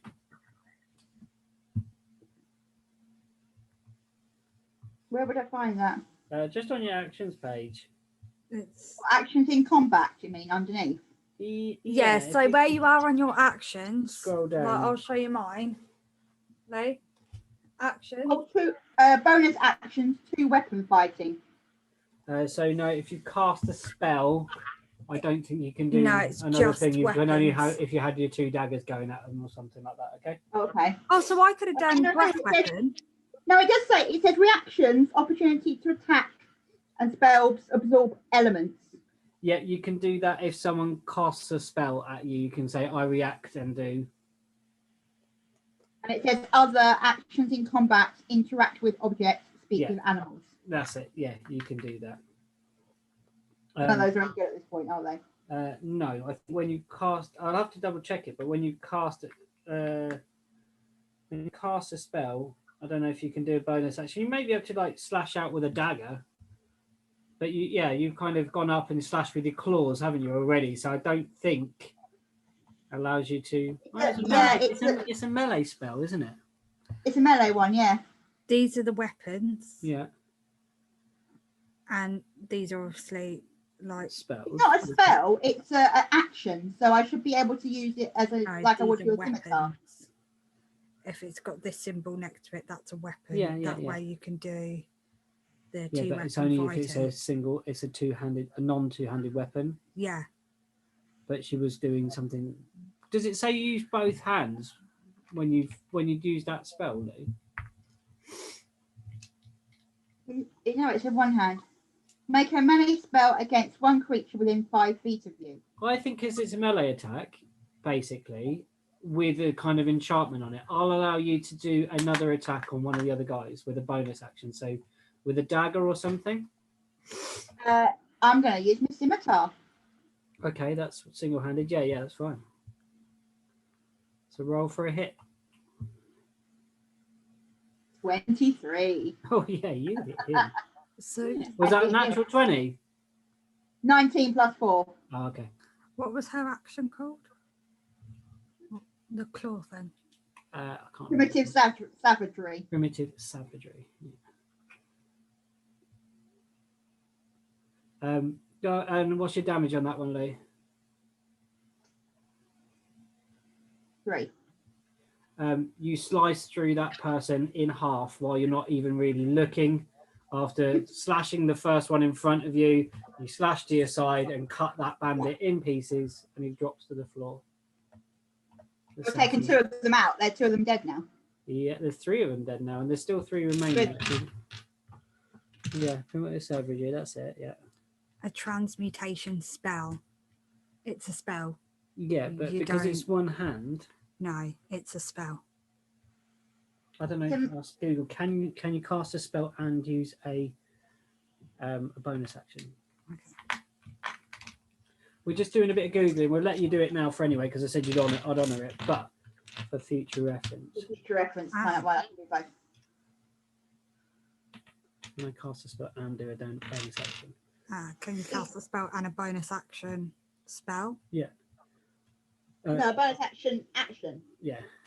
I'm not doing 2 spells at the same time. And primitive savagery is a cantrip, druid cantrip. Yeah. And it's melee. Oh, it's melee, yeah. So I'm kind of thinking you charged your claw up and you kind of slashed at him and then went. Yeah. Yeah. And the results are.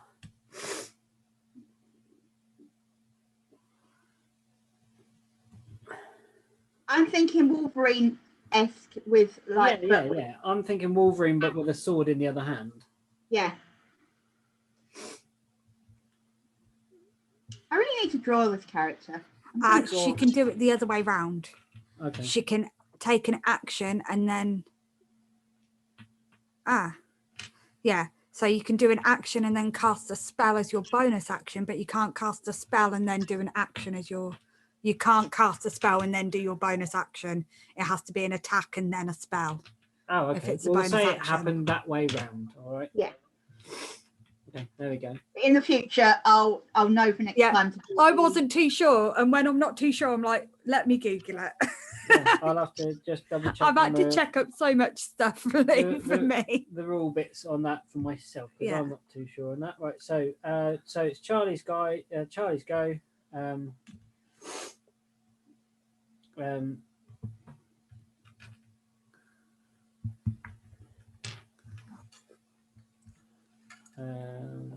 He's going to. Oh, whoa!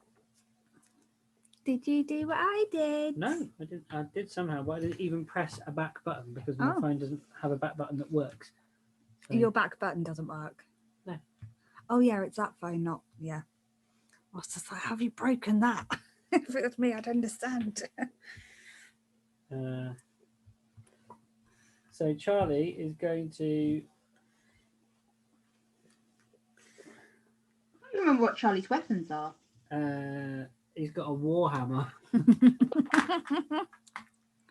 Charlie's I going can to just cast. picture a crow in armor holding a pigeon in armor holding a warhammer.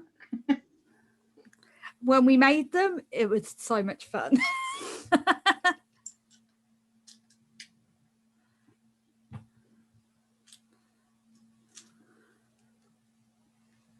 Okay, I could cast this, but it might hit you guys Why do it then?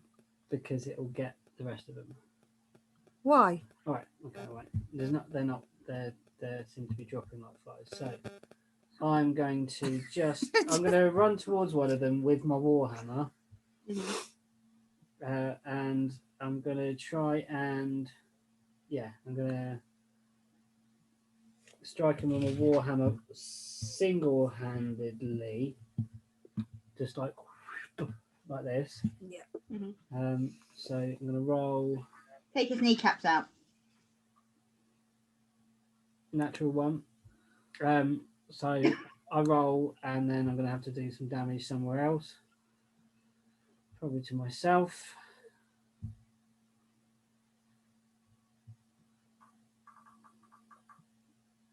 I take 3 damage. I managed to hit myself in the toe. Charlie.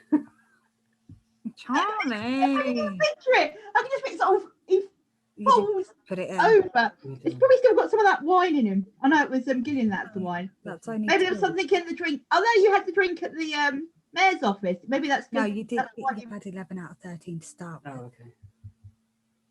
that's why you've got 3 damage. There. Yeah. Apply. Okay.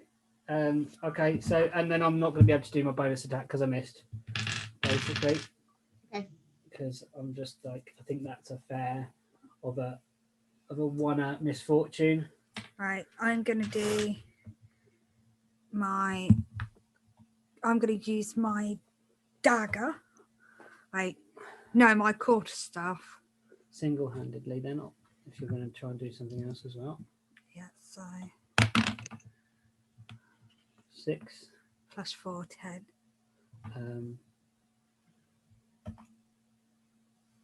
A swing and a miss. So what do I do? You got your bonus one. Make your bonus Okay. action. So same again. Yeah, if you want. Make another swing. 1 and 4, 5. So roll your damage and see where you hit on yourself.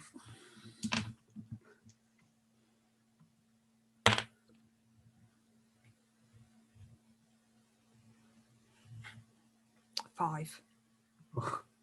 We're doing very badly in this fight, by the way. You two are not good at this fight. Hey, I did the first lot. Okay, so then it's going back round. That's Killian's go. It's our back to, it's our thugs goes. Mm. So the crossbow one's gonna go, and he's gonna try and thunk another one. 11, yeah. Was I just out then of hitting him? He's 12. And then he does heavy crossbow is 1d10 or 5. Yeah, so 5 is the average. Yeah, so he skewers another one, and it falls to the floor. Down to 2. Down to 2 left. Yeah, and the other one's going to just charge up this time, not with a flame. 6 plus 4. No, it doesn't 10. hit. Doesn't hit. Oh, that can make 2 melee attacks. Goes again. And he misses. Yeah, so the thugs run up, made 2 attacks and missed those What 2. damage does he take then? What about the other thug? Did he not be able to use 2 attacks? He can only use the crossbow, can only be fired once. Oh, okay. Okay, so now it's on to Down to me, isn't it? So salty no, slips out. it's on to they're all dead. This guy. So he's going to attack the guy that's up in his grill, swinging manically at him, which was the one that had already had some hits. 15. Oh, he's gonna get hit, I think.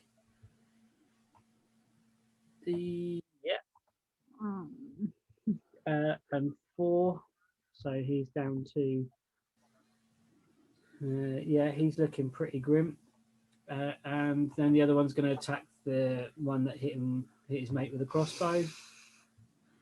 So he's going to roll to hit. 19. He hits, and then he does another 4. So that's the first hits on him. So he's looking all right. So now it's back round to Sariel. What about Charlie? Quick question. Yeah. I've just discovered I've got a thing called wild shape. Yeah. So I can magically, it says as an action, you can magically assume the shape of a beast that you've seen before twice per short rest. Yes. Max CR 104, no flying or swimming speed. Max CR half, no flying speed. Max CR 1. I don't know what any of that means. So you need to choose what you'd want to choose what animal you would choose. We'd probably be able to do that in the next one. I'll go through it with you on a separate chat on how to use your wild shape ability. Oh, okay. Basically, you can become any animal that you might commonly have seen. So being an elf of the woods, that would probably include things like bears, foxes, Squirrels.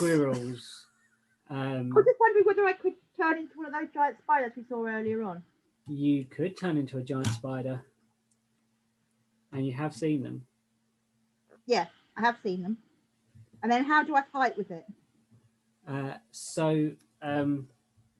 have never used the wild shape thing myself, so I will have to have a quick Research it and get back to it. Yeah, so it's your go. Go on.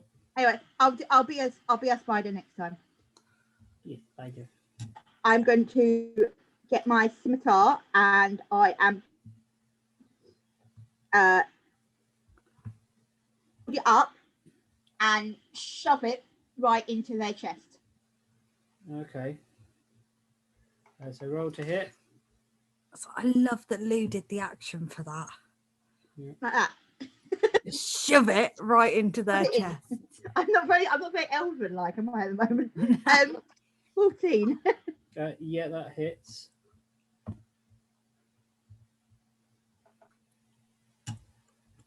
Four. Yeah, so that one just slides gently off your blade and plops to the floor. And you've got And your bonus. I've used the weapon, so I can do a spell one as well, can't I? If you've got a spell slot left, I think you might be full. I don't know. Well, the Or a cantrip. savagery is a cantrip, so I can use it Yeah, you multiple can times. use the cantrip, no problem. So I'm going to use my primitive savagery, which I can't say. Okay, so you've got to make a melee attack. For hits. 9. 9. No, you're missing with your primitive savagery. So there's one guy still standing, and Charlie goes for it again. So Charlie, come on, Charlie, please. He's actually should be really good with the warhammer. It's just like You're also so damn clumsy. he's just a klutz, isn't he? He really is an absolute dish. Come on, Charles.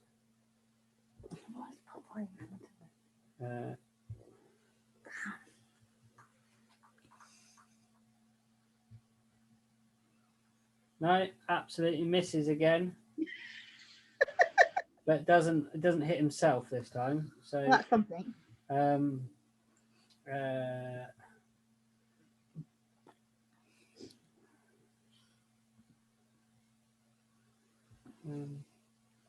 he do? What could he fight 2 weapons with? Oh, he could do an unarmed strike. So he's going to go an unarmed. He's going to go with his talons.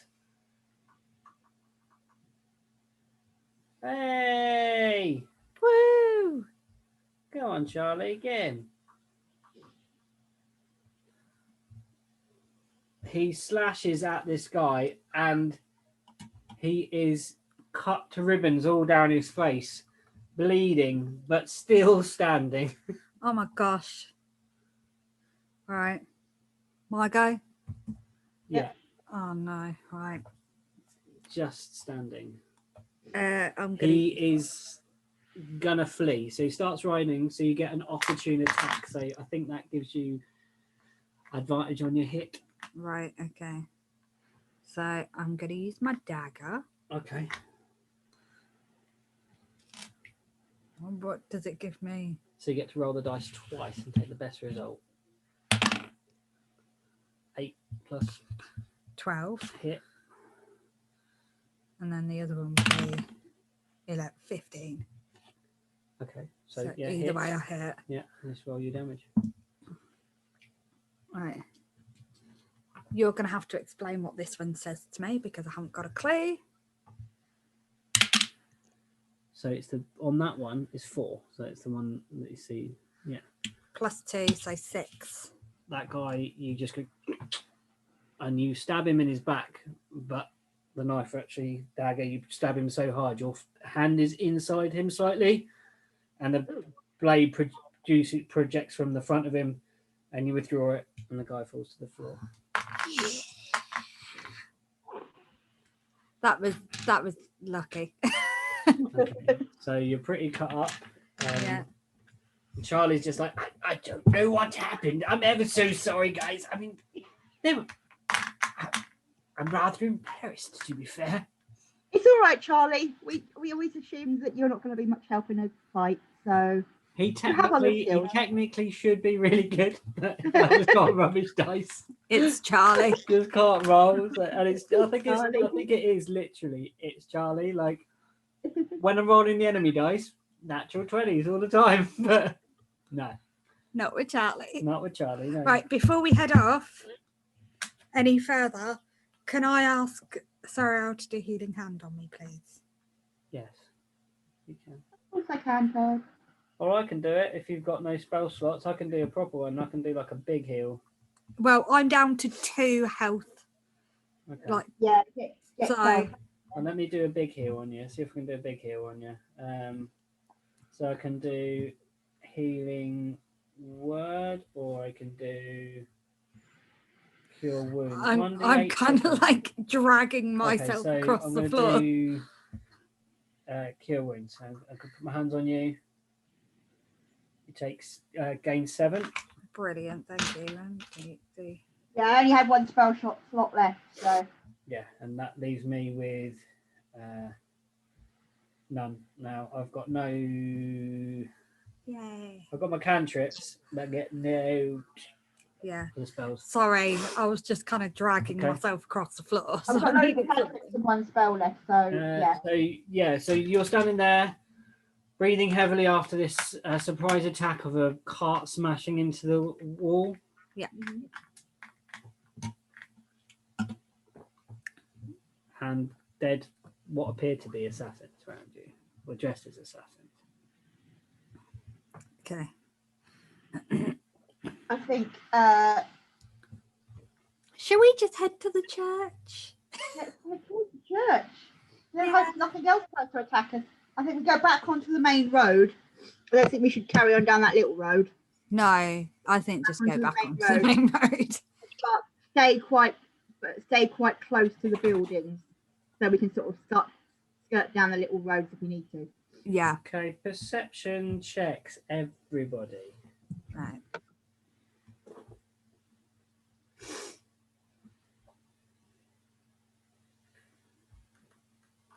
Oh, well, the wrong one. This one. Oh, 'cause that's the 10.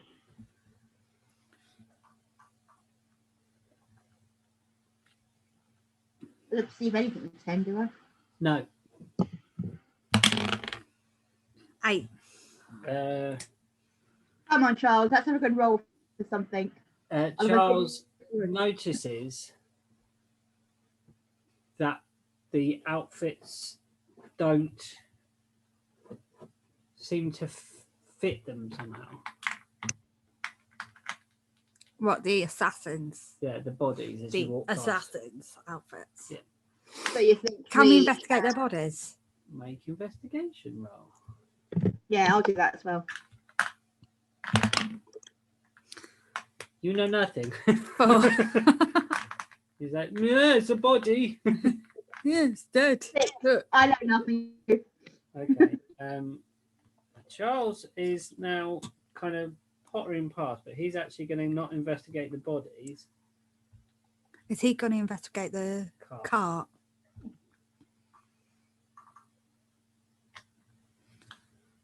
Nine. 9. No, so nothing really untoward about any of this, it would appear. Which because we're all stupid and didn't without noticing anything. Yeah, okay, so you're back on the main road and you're heading southerly towards the church. Yeah.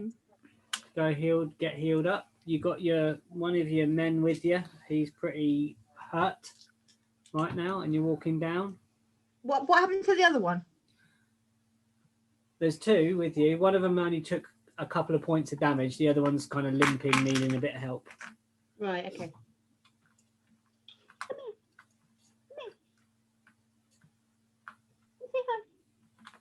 What are you doing? What are you doing?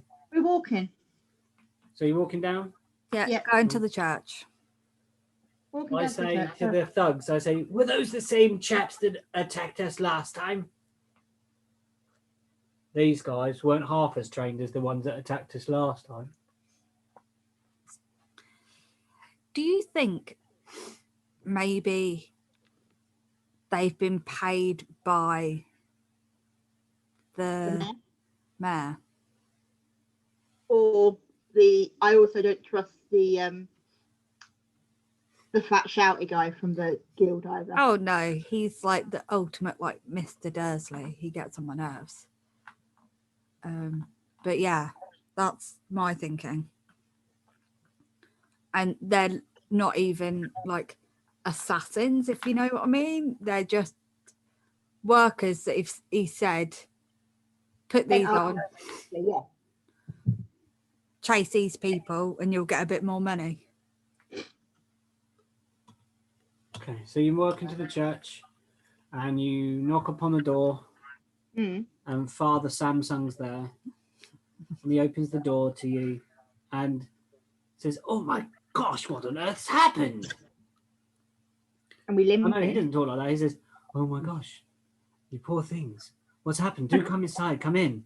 And you have friends? Oh, we welcome anybody to our church. And the guy limps in, he's like, yeah, Charles said I might need some spiritual healing. As he like bleeds from a crossbow wound. It's like, yeah. And more than spiritual, mate. Yeah. So the various staff that are in there that's for the small infirmary that's within the church rush up, and you see the same tiefling woman that helped Charles last time, who left the room giggling. She sees Charles and again turns this kind of different shade of purple that you assume is kind of like a blush and kind of ducks her head. Oh, she's And- like, oh. and moves away, blushing. What is it, Killian? What? Charles has got an admirer. She knows of like some of my work. Yes, she's heard of me. That's why you were keen to come back to the church then, Charles, wasn't it? I just thought this was the safest place. Girlfriend. Now come along. I am a man of the cloth. And Yeah, but you can still have admirers. Cloth on the floor. well, I can't say that her affections went unnoticed, and I'm most grateful for the attention that she gave me. Yes. Oh, I see. I see. Look, let's not talk like this now. Let's all get healed. Let's get some supper. Killian, you're still looking a little green around the horns.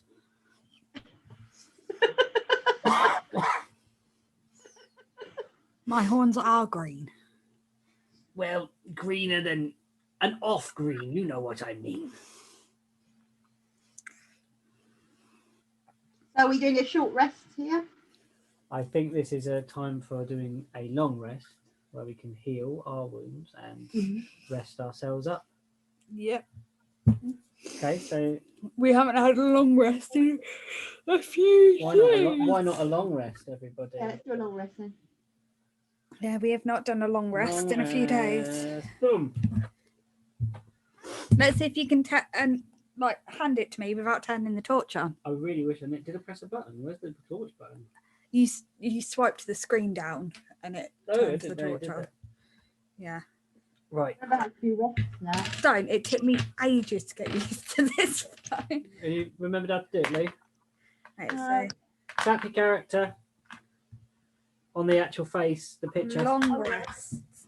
Tap long rest. Tap take long rest and then confirm.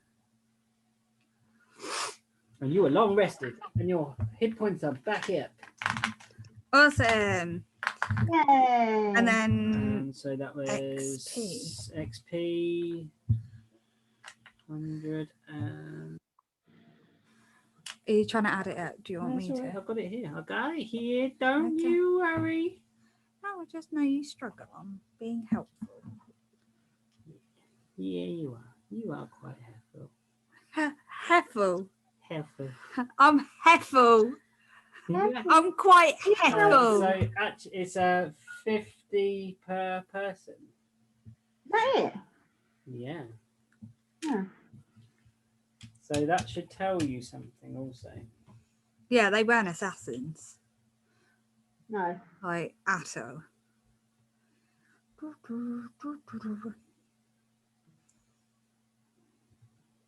So my XP is on 778 now. Is that right? Possibly. We're not all going up at the same time because various people got different stuff. Yeah. Okay. I'm on 650. I'm 650 too. Yeah. So You rest up in the church and you tell your tales to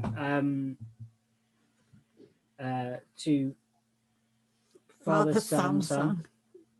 And you eat round the table together, and Charles is at the far end of the table talking quietly, and the tiefling woman is sat next to him talking to him also.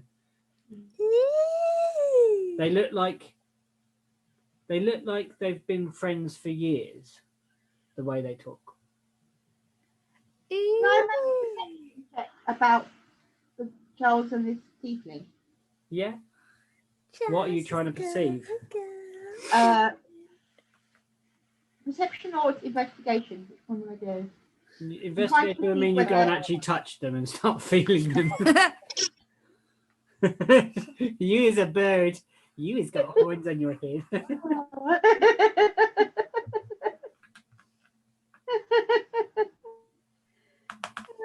I'm trying to perceive whether just they are, stretch your face. they are if there's more to their friendship than meets the eye. And I've just rolled 24, promise. You believe that it is a level of respect that veers on. It's based in the religion. It's based in the worship of Melora.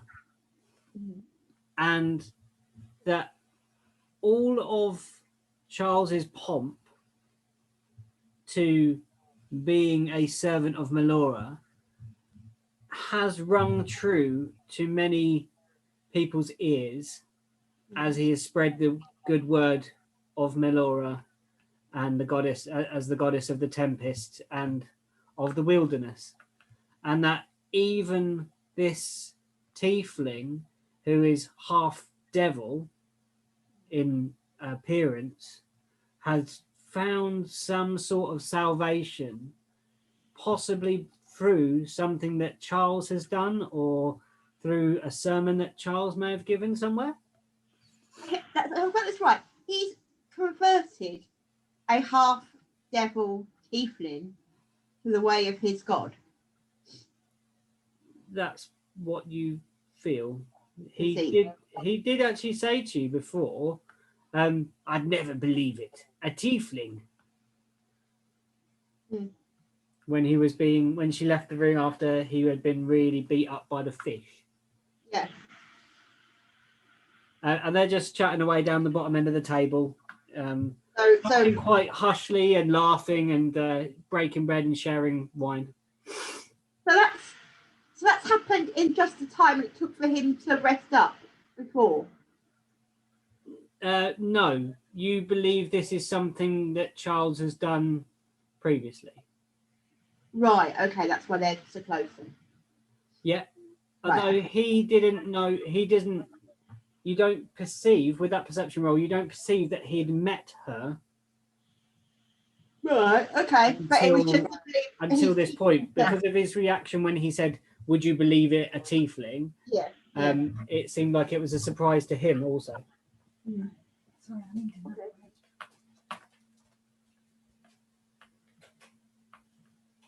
Okay, so we're rested up. So we need to thank the Father for his hospitality. Yeah. And we've had a long rest, so can we look at our magic items? You can make an Arcana check.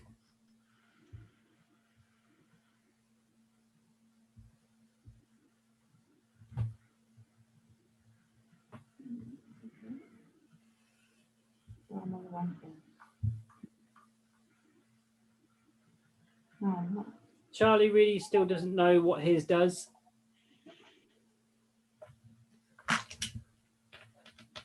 $13. You still don't know what yours does.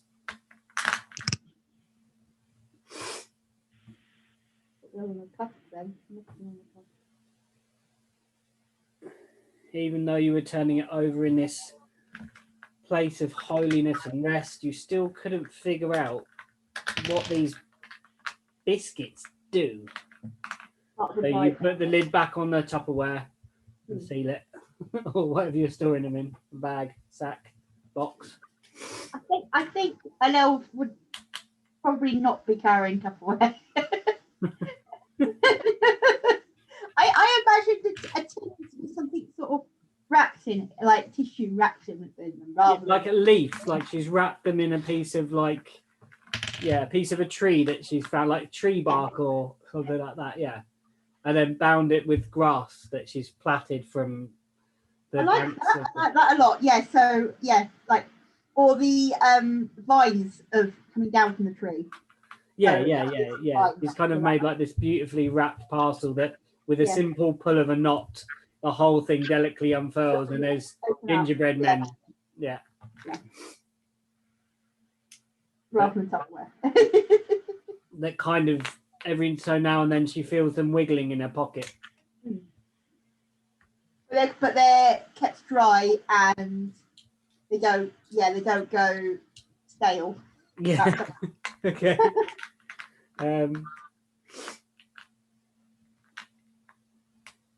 We're just waiting for dear old Killian now. So is there anything you would like to say to Father Samsung apart from thanking him? I think we should tell Father Samson what happened. So I sit while we're sort of resting round the fire and tending to our wounds and like eating maybe I imagine bread and cheese or something like that. Mm-hmm. It's simple pie. It's simple grub. There is a stew in the fire going of like a little bit of sparse meat, lots of vegetables, but it's very flavorful, very well spiced. So while we're eating, we tell him of our Father, I'd like to tell you the tale of what we've been through over the last 2 days. And so we tell him of our tale of all the actions that happened to us in the maze, and also being taken in the snowflake, in the snow globe, over to the Christmas kingdom, and all the things that happened in the Christmas kingdom. And yeah, basically tell our story to him. And I'm guessing he would listen attentively. Mm-hmm. So he sits there nodding, taking in everything that you were saying, and he seems most interested in the story of the room with the orrery, the room with the planetarium in it. Oh yeah, yeah. Where it was talking about a conjunction of planets, certain position of the planets. And he says certain times and certain alignments have always had great effect on Earl. Devastating ones often. And the results of that can be seen on the scarred face of this world. Where do you mean? I mean the more. I mean the dark side of this planet. There are stories told that this planet once did turn and was once verdant, green, blue, and full of life on both sides. Natural life on both sides. But now it worries me that the darkness is growing. There is a seeping like a poisoned spring that is leaking to this side of the planet. Do you think the dark side is growing bigger? I believe there are forces at work that would have this whole world for themselves.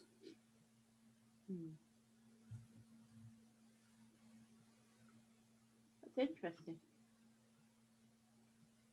How have you come to that conclusion, Father? My studies here in the multi-faith disciplinary have led me to read many, many, many books.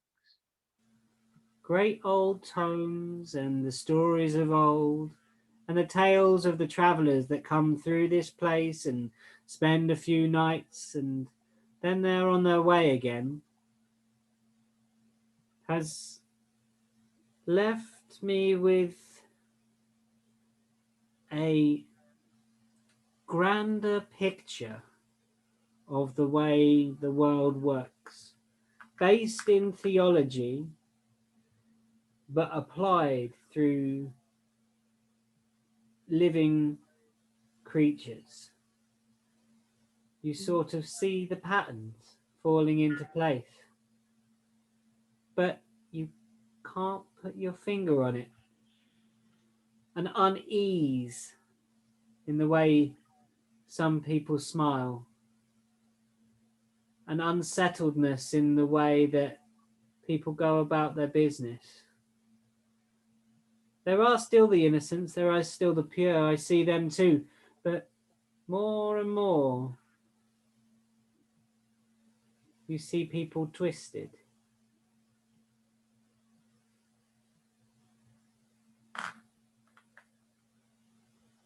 Okay.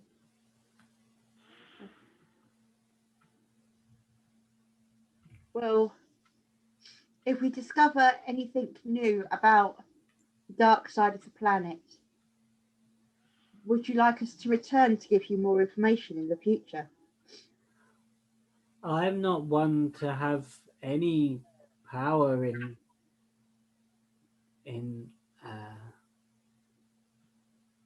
resolving any matters of such grandeur. You would need great heroes, great leaders, and many, many people to be able to overcome something like this. Its roots dig deep, or rather, the roots are digging towards us, maybe, from the dark side of the planet. And I worry that all this that we have, Mindergrass, and all the continents on this side could be at risk.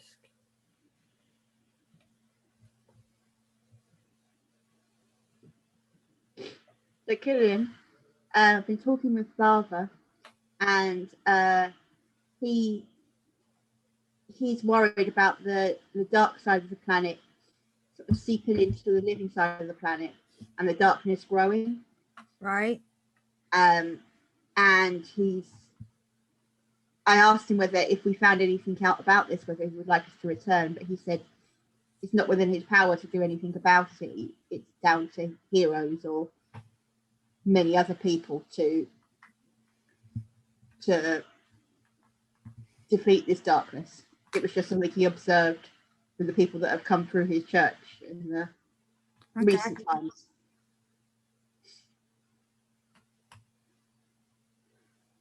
So with that somber thought in our hearts, we thank the Father again for his hospitality. Where do you intend to go next? Where onward do you go from here?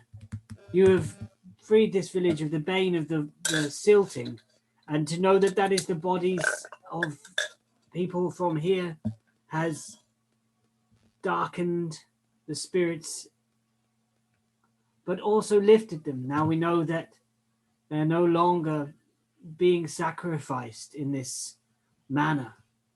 And I and the many priests here will bless the waters and perform rites above the waters, so that those that died in service to this master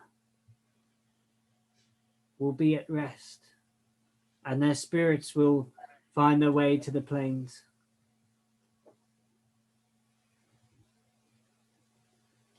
Question: we're gonna head back to our boat, I think, and then decide where we go next. Okay, so you stock up on provisions, because obviously they're always willing to provide you provisions. And as you go to get provisions from the cupboard, the kind of canteen sort of scullery area, pantries and sculleries, you see a bald-headed guy with a mop, with his back to you, mopping the floor. Is that the guy we saw in the street before? Which guy? So I do a perception check to find out whether it was him. Which guy? I can't remember his name.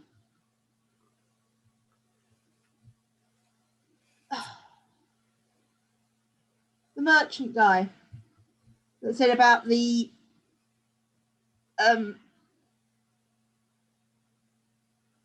I'm going to do a perception check and then I'll know, won't I? Okay, but which guy do you think it is? The merchant guy that told us about the I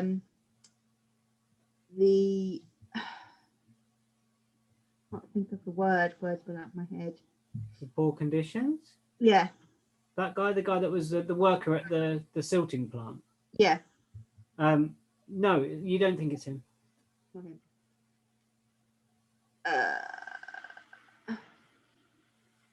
What the? He just goes back to you, he's just mopping. Don't trust him. You wouldn't have mentioned it if it wasn't significant. I want to. I'm going to tap this guy. Excuse me, sir. He turns around and goes, oh, hello, my lady of the forest. How are you? And you realise it's the thug, one of the thugs that was with you before, the one that was most hurt. Okay. But he's shaved all of his hair away, his eyebrows included, completely clean shaven, and he's wearing just like a sackcloth robe. So he's a monk now. Ask him. You seem to have changed your appearance somewhat since the last time we met. Have you converted to the church now? I've seen the error of my ways. The many, many errors and the many, many sleepless nights and many, many bloody hands that I've had. And Charles here has shown me the way. He pointed me in the right direction. He didn't tell me what to do, just gave me the option. It sort of felt like this was my path. And so, to make amends for all the cruelty and malice that I've put into the world, I'm staying here. I've handed in my notice and seeking sanctuary from the church with Father Samsung, and I will remain here. Fair enough.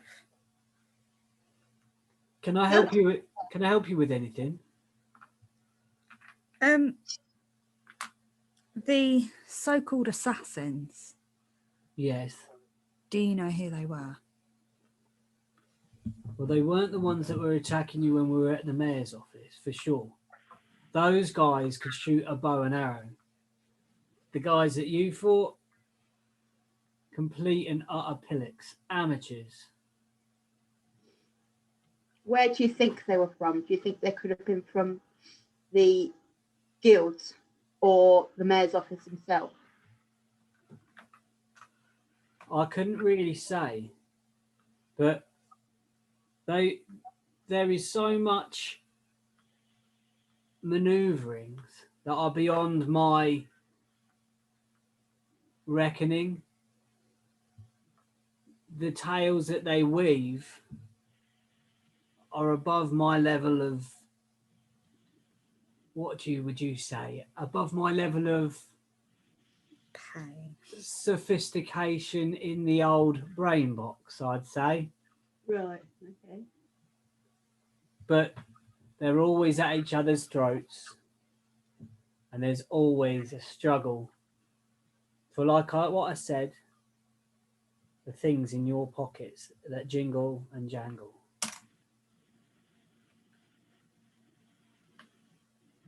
So you ask him, Charles says, "My good man, I'm so glad to have helped you. And I'm so glad that you have seen light and that you are following a purer path now.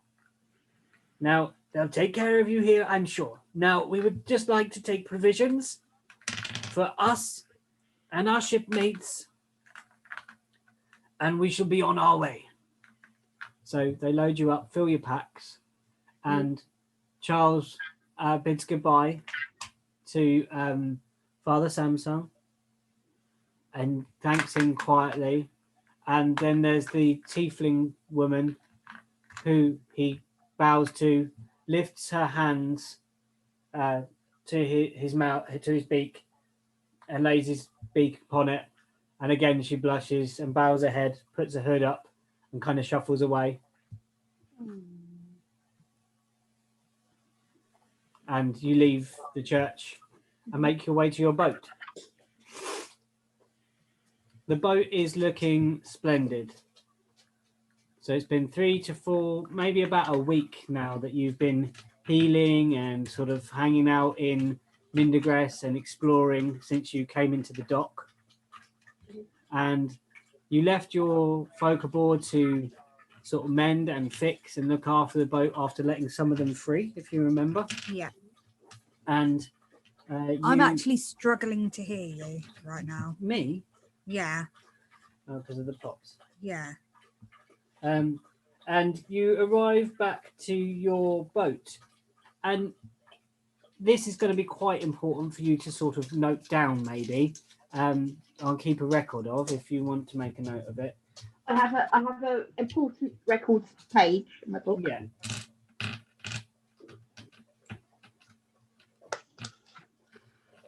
So when you were traveling down the coast towards Mindegress, you obviously had your people aboard, and you got to know them after some time. But when we left them, you didn't actually have a record of their names, apart from a few of them. So there was the dwarf woman who was called Grench Strongfist.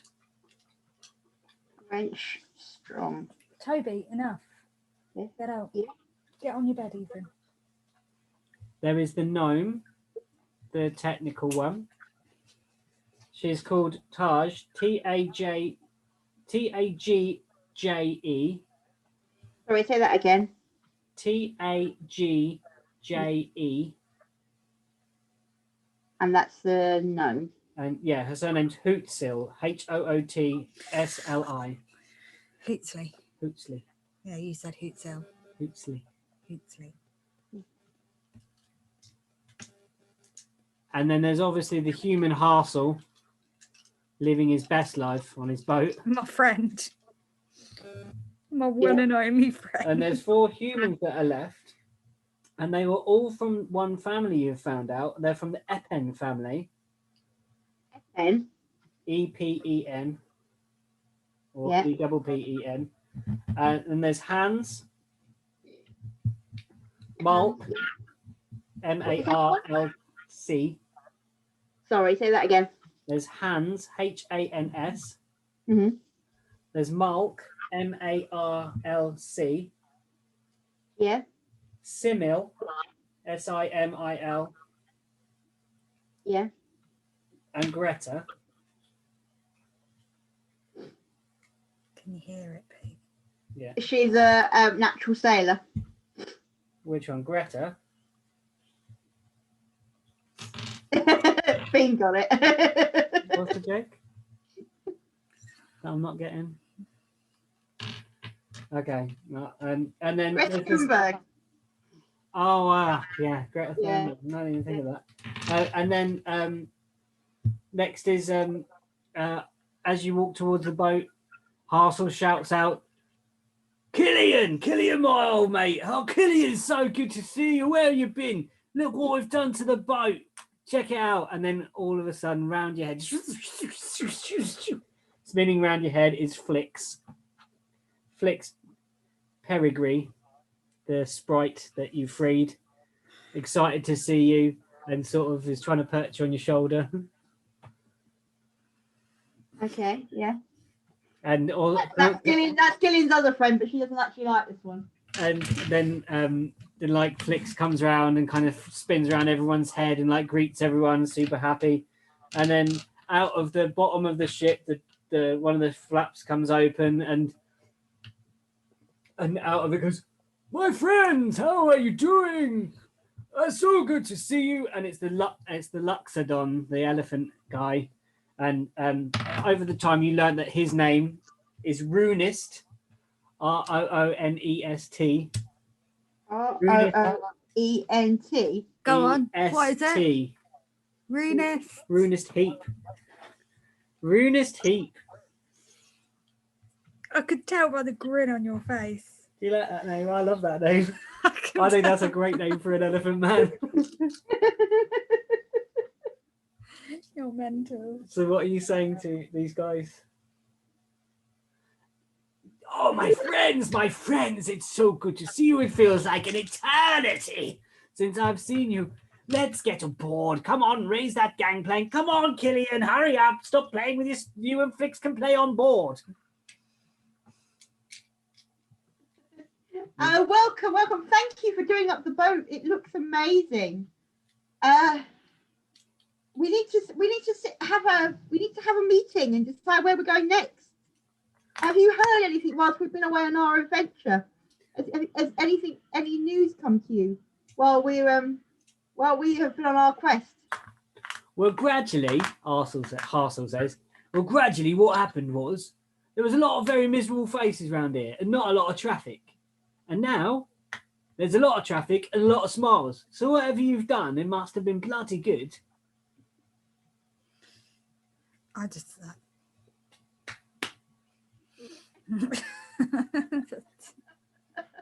I'll take it that you don't want to talk about it then. Not right now. It's been quite a journey, but I feel the town is in a better state than when we arrived. Certain. Well, I can see it in the faces of the people. Well, that's good. At least we are leaving with the town in with the people happier. Talking of leaving, we need to head off before anybody else follows. Yeah, we need to work out what direction we're going in, though. Otherwise, there's no point sailing anywhere. So where do Where we we going? set sail to? Lou's place. So you wish to set sail to Frohast? Well, we need Frohast. to go to the dragon first, don't we? Reacher is going to show you a way to get to Charlie. Hector Right. Island. So Charlie or Serial. Let's go to the southern continent then. Okay. You So is that what one's that? Serial. Right. Zariel's mysterious letter from a dead king. Right. Yeah. Let's go there then. Let's go. We're a bit. Can you have the map, please? Can we have a look at the map of the I don't have it on this thing. It's in your message. But yeah, you can sail. You're sailing south. Well, we were already going south, aren't we? So we're going in that direction. It's not like we're going out of our way. Yeah. So you're sailing round the bottom of Gregdon towards Sorthal.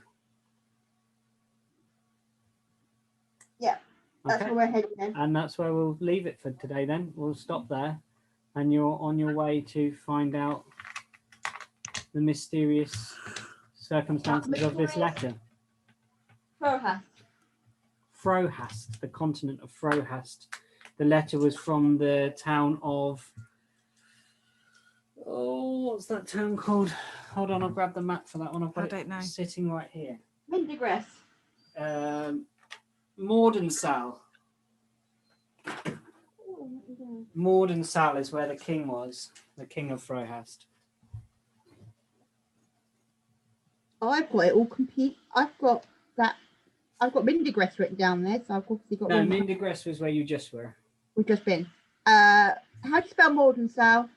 More Morden Yeah. SAL. A-L. Mordensal It's the capital of the city continent. of the continent of Frohast, which is the southern continent. Yeah. Mhm. And that's where you did the well. You know that's where that king's seat of power was. Mm-hmm. So we believe him to be dead now. Yeah. But I did a nice thing in the past, so the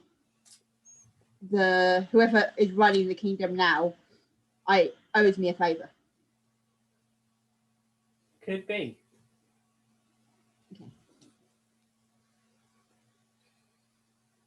I haven't seen you wear that in a while. And off you go. Shimmy back up that pole. I'm Oh, right up on the bird's nest. I'm on the bird's nest. You're always at the bird's nest. Gillian, what are you doing?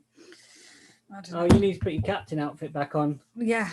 Or else your pet chest's going to be grumpy with you. Yeah. I thought the one that liked to be captain was Housel. You're going to let Housel drive, right? Sail. Oh yeah, he is so happy. Like I'm just gonna let him be happy. So you can press as the captain and sort of direct the way. So there's this really beautiful moment where you're all aboard and there are smiles on everyone's faces. And Runist Heap pulls in the plank from the side and you start climbing up the rigging to go up to the crow's nest. And as you climb, there's Flix is spinning round, spreading her like pixie light as she flies up round you, as sprite light as she climbs up round you. Hans and Mark are like sweeping the deck and like cleaning the last few bits off, tying knots, and the sails drop and fill with wind, and the silt had been cleared from the front of Mindigress, and there is clear sailing all the way through, and the gnome is sat beside the wheel, and she's pulled out a small set of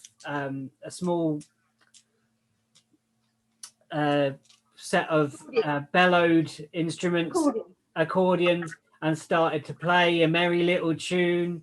And Harsel has grabbed the wheel, and he's spinning that thing for dear life.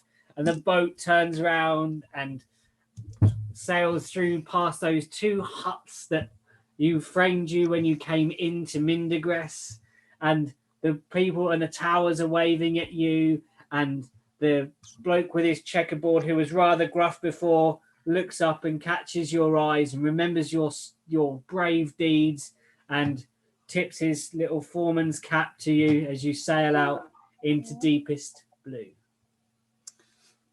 Oh,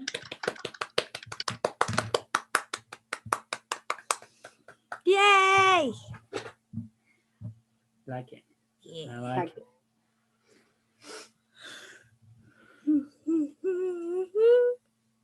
Well done, everybody. That was lovely. Yes. That was so cool.